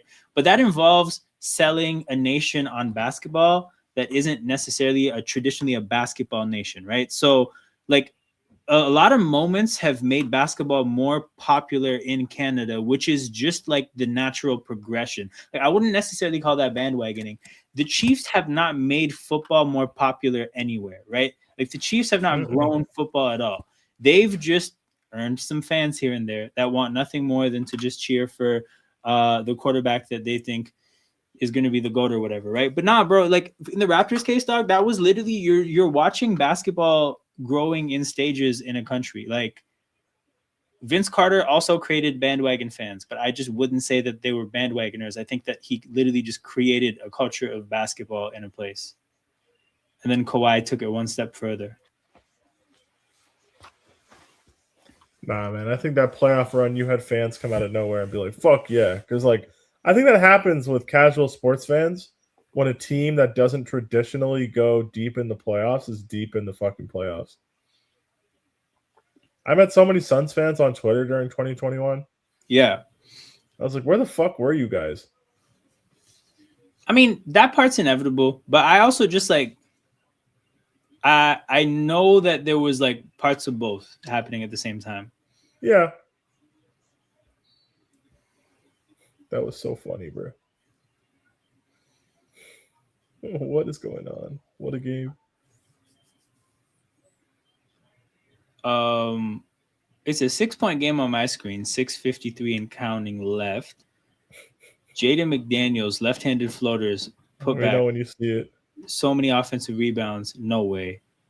No way. He was gonna dunk it, got fouled so hard that shit went in, bro. It accidentally went in, bro. Fuck it, we take it. That's so funny to me. Yo, imagine these are the 2 points that ruins Bacon Bits' bet. That's what I'm saying, bro. That -5 on the road swing games scream bad bet to me.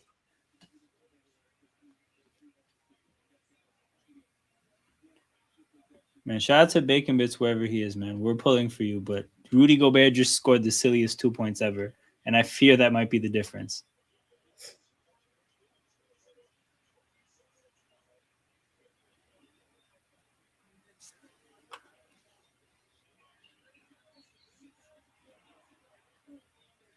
Oh man.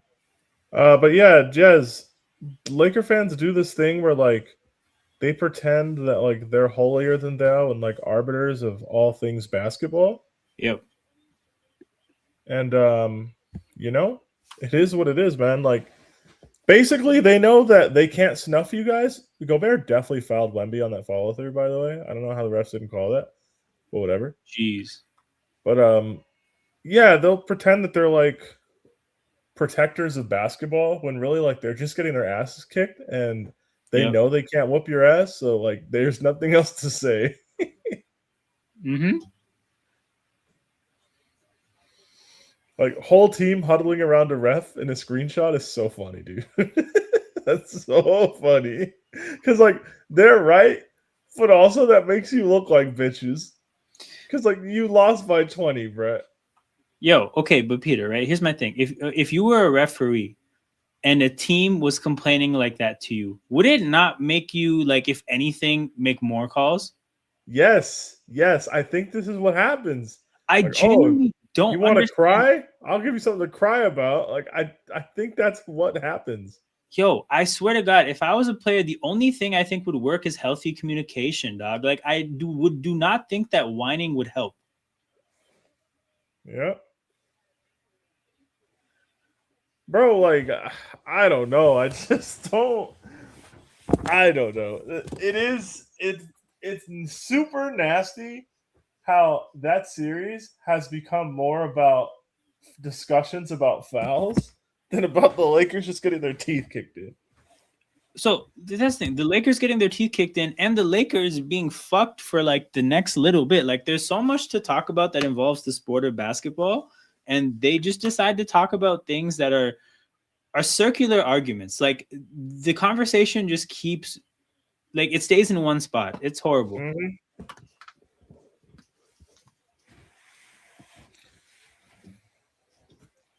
That being said, I'm trying to see the Lakers on the free throw line like 40 times in the next game when they shoot like 28 for 40. Look, bro, I just want one player from the Thunder to do the fucking crying emote to the Lakers when he hits like a dagger three. Yeah. I want one person to do it. People are surprised there's a team getting more foul calls than the Lakers. Also, I don't know. Never mind. The Lakers were like second in free throws attempted per game across the league this season. Yeah. I also think that like there's no fan base that should understand superstar calls more than the Lakers. I I don't care how bad you think the refs are if you're losing by 20. I Yeah. just don't care. It's the whole Jose thing. He said to Tim Sherwood when we beat Tottenham 4-0, he's like, when you lose 4-0, you go home and you don't speak about the refs. I was like, yeah, that's true. Like, why would you do that? You sound like a bitch. Yep. Yeah, it's just I don't know. Like people are too comfortable being disingenuous because like let's say you lost the game on a call that was wrong. That's one of the probably 80 things that could have swung the game. You know, like a game is a combination of like so many different moments. Um and the reality is you're only you should hold yourself accountable for what you're responsible for. There's just Yep. no benefit in pointing fingers to other people. Like I don't know. It's uncomfortable, but it's just like I think it's the very reason that like the people who like sports, and it's what this all is all about. Like you have a job, you do it. If you don't do it good enough, you're probably gonna lose. It's that simple. Like I chalk up refereeing to like, especially in football, like it's like the weather and injuries. It's just something you have no control over that you have to play through. I think refereeing in basketball is way harder. Like, I think basketball is the hardest sport to officiate. Yeah, tons of split second things with a lot of gray area. Well, there's so much gray area, and everybody can see when you're Yeah. fucking up as a ref in every instance or when they think you're fucking up. Yeah. Whereas in football, like if you miss a hold on 2nd and 2 Yeah. and somebody throws an incomplete pass and Yeah. it's 3-3 and 4 minutes in or whatever, like who gives a fuck? Yeah. Like really. I I don't know. It just basketball is such a hard sport to officiate. So much revolves around like where the ball is and how contact gets officiated like around there. It is interesting. The other thing I would say is that like, and this is a thing that applies to like just generally referees, right? And especially in basketball, right? So the three referees or however many number there are, like are all looking at a separate thing, but there's no one thing being looked at from two different angles. So there's always Yep.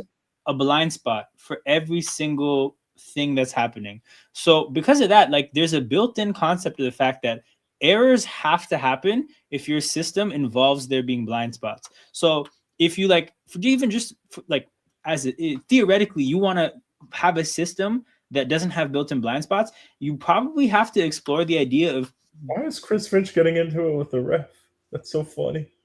damn, Why was the ref tilted at Chris Finch? he's not hearing our convo. Bro, I just, no, like the ref was like, it was Tony Brothers. He was like all mad. Oh shit, I'm seeing this now. Yeah. Yo, they had to hold Tony Brothers back. That's what I'm saying. What That's amazing. That's amazing. Usually it's like the other way around. Peter, do you ever think they're gonna put mics in front of referees after games to like ask them about their calls? Ever? No. The NBA and the referees union would never allow that. That's too much transparency. Do you think there's a number in terms of the money they could make that would compel them to maybe consider doing it? No. Okay, that's because they already like all these guys in this series right now are probably clearing 300K for this season at least. Right. Why would they like? What's the difference materially as a ref between making 300K and not having to explain yourself, and making 500 and explaining yourself? But so the assumption there is that the gap is 3 to 5. Like I'm just wondering if there's a number that would make them go, you know what? Because I kind of think that like they could generate a spectacle out of referees talking, and like I just don't know. Like you know, the future is a long time. I just sometimes I think about it, how funny it would be to hear about Tony Brothers talking about whatever the fuck that was. Yeah, no, that would be. I think even if they did it, like if you ever saw like a dispute between a referee and a coach, the referee would be like, "Don't ask me about that," or like, "I'm not going to talk about that." What do you think about the idea of having referees that are ex-players at this level, as opposed to like people who probably Career refs? yeah. No. Okay, interesting. No. Because part of being a referee at this level is there's a level of consistency that you develop in making these judgment calls over doing it for so long Yeah. that I think you can only build that consistency through the reps. Hmm. Unless players went down to like high school and refereed for like 8-9 years before coming up and doing the pros, Yeah. I wouldn't want it. Like I wouldn't want people to be able to retire and then be reffing NBA games Oh. 2 years later. Oh hell no. No, I just remember hearing about somebody talking about the idea of how, these leagues typically have certain things set up to where, like, if you retire and you want to pursue broadcasting, they have transition programs for the players that want to get into broadcasting. Mhm. And like there's different things they have to develop, like if you want to coach, if you want to broadcast, and just talking about how like there should be a pathway program to, like, if a next player wants to referee, of like a system to where you can go to you can learn the rules in this manner, and then you can go practice at this level, and then you can work your way up. But I think the idea, I guess, would be is like, was that? I don't know, dude. I feel like we need to be getting younger referees. Interesting. Younger referees definitely make sense. Like I think we should be putting people on the pathway to be referees like in their mid-20s. Yeah. So by the time they get to the NBA, they're like late 30s, early Yeah. 40s. I have done it before. Because like, I don't know. The thing is, right? Like, would you say that if you were to put 10 fans in a room together, had them watching a game, and then kind of just got a pulse for what they think is a foul and is not a foul, that they would do a fairly decent job? Depends how long the fans have been watching basketball and which game they're watching, to be honest. Because, like, I think the person that was talking about transitioning players, big three by Nasreed, to referees, was kind of talking about like the importance of like the feel for the game that somebody who's been in the trenches would have. But the thing is like, I think that like just usually, like, if I were to scroll the timeline when a major thing happens, I don't know, I feel like the timeline generally has a good pulse on things. Like, like, I think without playing, it is possible for people to get a pretty damn good feel No, for of just like course. what things are. So that was my biggest criticism against that idea, is that the very premise that there's a benefit of having people that have been in these trenches from a refereeing standpoint, like, I don't think I buy into that at all. No, I don't either. You can get a feel for the flow, and you can become accustomed to the flow and the feel of a game by just being around the game for long enough. It Yeah. doesn't have to be in a player capacity. Yep. You can pick that up refereeing. Mm-hmm. Like I used to ref soccer for kids. Yeah. I felt more comfortable reffing 10 and 11-year-olds than I did the 13, 14-year-olds. Like Yeah. that wasn't really my speed. Like I needed the game to be a little bit slower. I felt more confident like with the calls. It was less contact as well. Right. You can kind of find your level as a referee and discover whether you're cut out for it or not by just being exposed to it. Makes sense. But yeah, Wemby's going crazy this game. Mm-hmm. So the Spurs -5 bet might work out. Yep. Lead stuck at 6. Whoever Bacon Bits is, man, the fingers are crossed. So, Peter, tomorrow I have a friend who's we're celebrating his birthday, and That's what's up.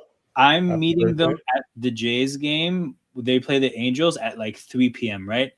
Yeah. But before I'm meeting them at the Jays game, before the Jays game, they're going to a pub and getting drunk to watch Chelsea Liverpool. Don't do that. So this is my thing, is I feel like I'm going to be walking into a group of like potentially just sad zombies. Yeah, so probably. I'm ready for whatever that's going to become. I mean, good luck, brother. But yeah. So Who's pitching for the Angels tomorrow? I don't know. Is think it Soriano? hopefully not. Let's Say, see. dude, gonna drop it on you again. Angels. This is May. Yo, I feel like if anything, that's gonna make it worse. It is Jack Kochanau. What? Hanowitz. Kohanowitz? Yes. Okay, yeah. Kohanowitz against your Savage. Okay. Do you know anything about Dylan Cease? Because I didn't know shit about him when we signed him. He strikes a ton of people out, but like he's so strikeout focused that his pitch count runs up pretty high, so he doesn't really get deep into outings very often. Yep. It's always That been this. checks out. Yeah, so like he also kind of walks people. Yep. Obviously didn't do that today, but yeah, that's pretty much Dylan Cease in his majors career. Yeah. Good stuff. Too many walks, bogged down his outings in terms of length. People wish they can get more outside of him, but you know, he's good. Yeah. I listen to a Blue Jays podcast. Gabe 14? Yes, I do. Yeah, because I think I was on one of the guys' like things and I saw that you followed him. Yeah, I followed that their Twitter account during the World Series. I learned of their ways. Yeah, dude, I've been listening to that podcast for like 4 years. That's crazy. I found them like pre an Orioles series in 2022, and they're like the Orioles are dog shit, and then we beat them 3 out of 4. Yeah. So we all rated the comments on their pod. That checks out. Cause like they at least the fucking Johnny guy, he seems like he's a super like invested fan, you know, like because that's what they are. That's genuinely what they do, like live streams and everything. It's so funny. Yeah, and no, whenever I see clips of the live stream, like he's just on his feet yelling and screaming. It's like I feel like I'm watching Blue Jays Saeed. Yeah, that's pretty much what happens. Yeah. Yep. So that's the right podcast for fucking rival people to it's so target. Funny, dude. Sure. Cause yeah, I just see he's constantly just beefing with Yankees fans on Twitter. Dude, that's like what Twitter's for, though. Fuck the Yankees. For sure. Yo, okay. You know what's crazy? So I remember during the World Baseball Classic, fucking when Dominican Republic was gonna play Israel, somebody posted like last time Vlad played Israel, and it was just his highlights against the Yankees, and I was like, what the fuck? I was dying. That's so funny, dude.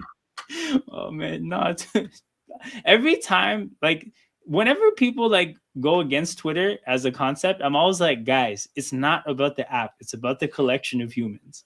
Like, no, of course. It got the wildest people in touch with each other. Like that's always going to be worth something.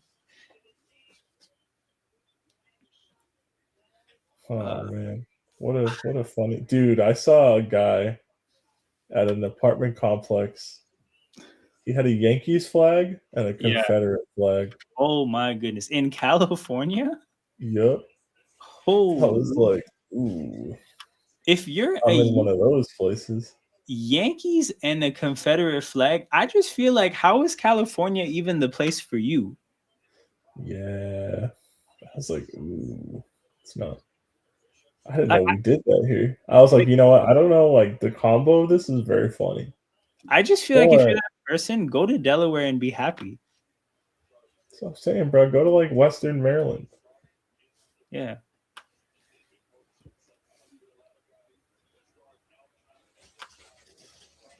Oh man. But yeah, so Spurs -5 might actually come through. So dude's gonna win his bet. Exactly at 6 points. We're probably gonna get some Spurs free throws at some point. Bacon bits, man. You never told us what that big money is. Well, hopefully it's a lot. But also, if it's a lot, man, now, my boy. yeah, if it's a lot, bro, hopefully you're at a good place with gambling. I know like 2 relationships that fell apart because of gambling debt. So everybody be safe out there. Look, I'm gonna be honest, guys. Everybody in the chat, if you're here, we love you. We Yeah. appreciate you. Yes. That being said, Mm. gambling, be very careful with that shit. It can ruin your life. Yep. But like, if I was to get back into gambling, Yep. I would just do small random parlays of Yep. shit I'm kind of interested in.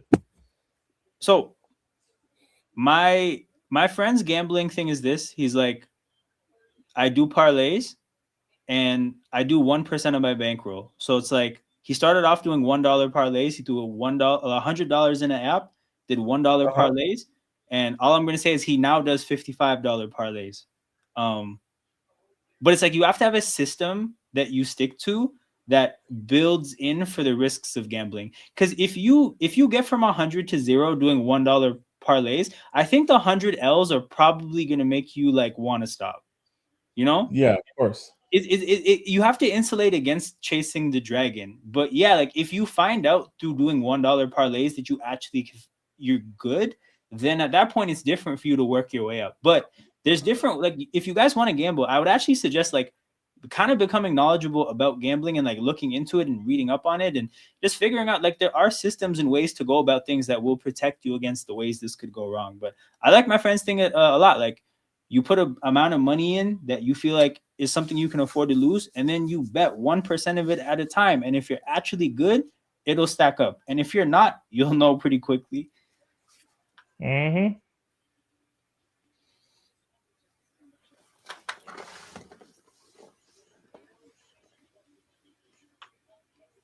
But yeah, people, 8-point game, 26 seconds left. Looks like the Spurs are going to put the Timberwolves in a pretty dire must-win situation in Game 4, which we will be here for on Sunday night. So on Sunday, I'm going to stream the draft lottery for like half an hour, 45 minutes. I'm not watching Knicks Sixers because I have better shit to do. But then I'll be back at the end of the day for Spurs and Wolves. Did you see Brees Hall got a contract extension? Yep.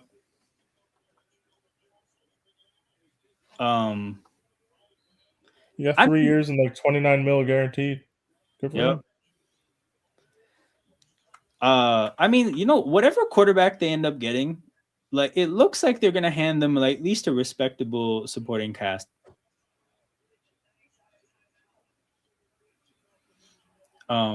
If you believe in the 2 rookies that they drafted, but yeah, they have 2 offensive tackles, a running back, Garrett Wilson,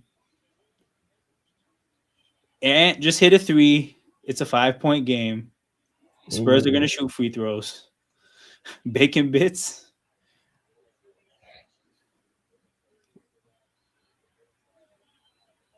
Yo. So can you imagine if like a 1/10 of an inch of Wemby's knee was touching the paint and he was out of bounds? That would have been so chaotic. Hey man, that would have been. Is that not a travel? Falling down like that? It's some. Interesting. Yeah, you're moving. You don't have a pivot foot. Mm-hmm. You don't have a pivot foot established, at least. Yeah.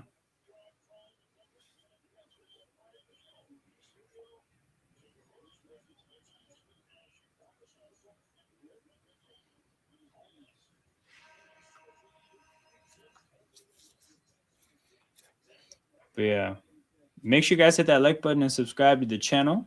We're on the road to 400 subs. We're like 12 subs away.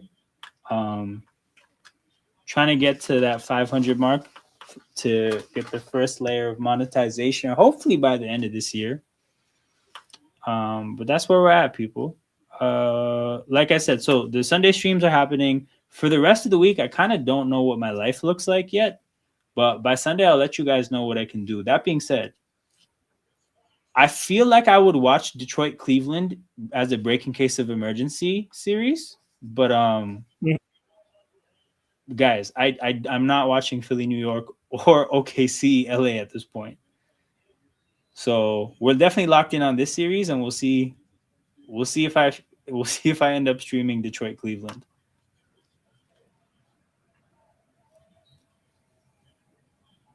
And Dylan Harper at the free throw line to get Bacon Bits his money.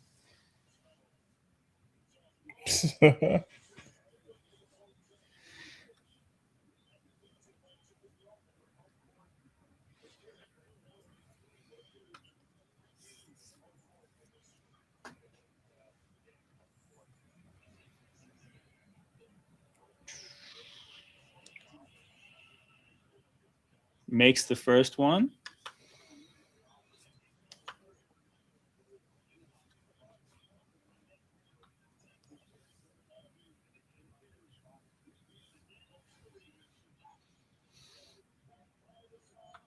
Oh my God, he got his money.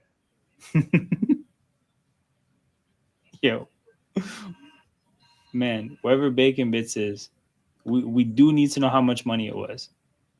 Yeah, we are curious. So tap in with us next stream. Yeah. Now that you know you didn't lose it, like now it's safe to tell us, man. It's safe to share. Yes. Fuck, man. 7-point game, 115-108. But yeah, like I said, people, I'll see you guys on Sunday. Enjoy your Saturdays. Take care. We're out. Peace and blessings.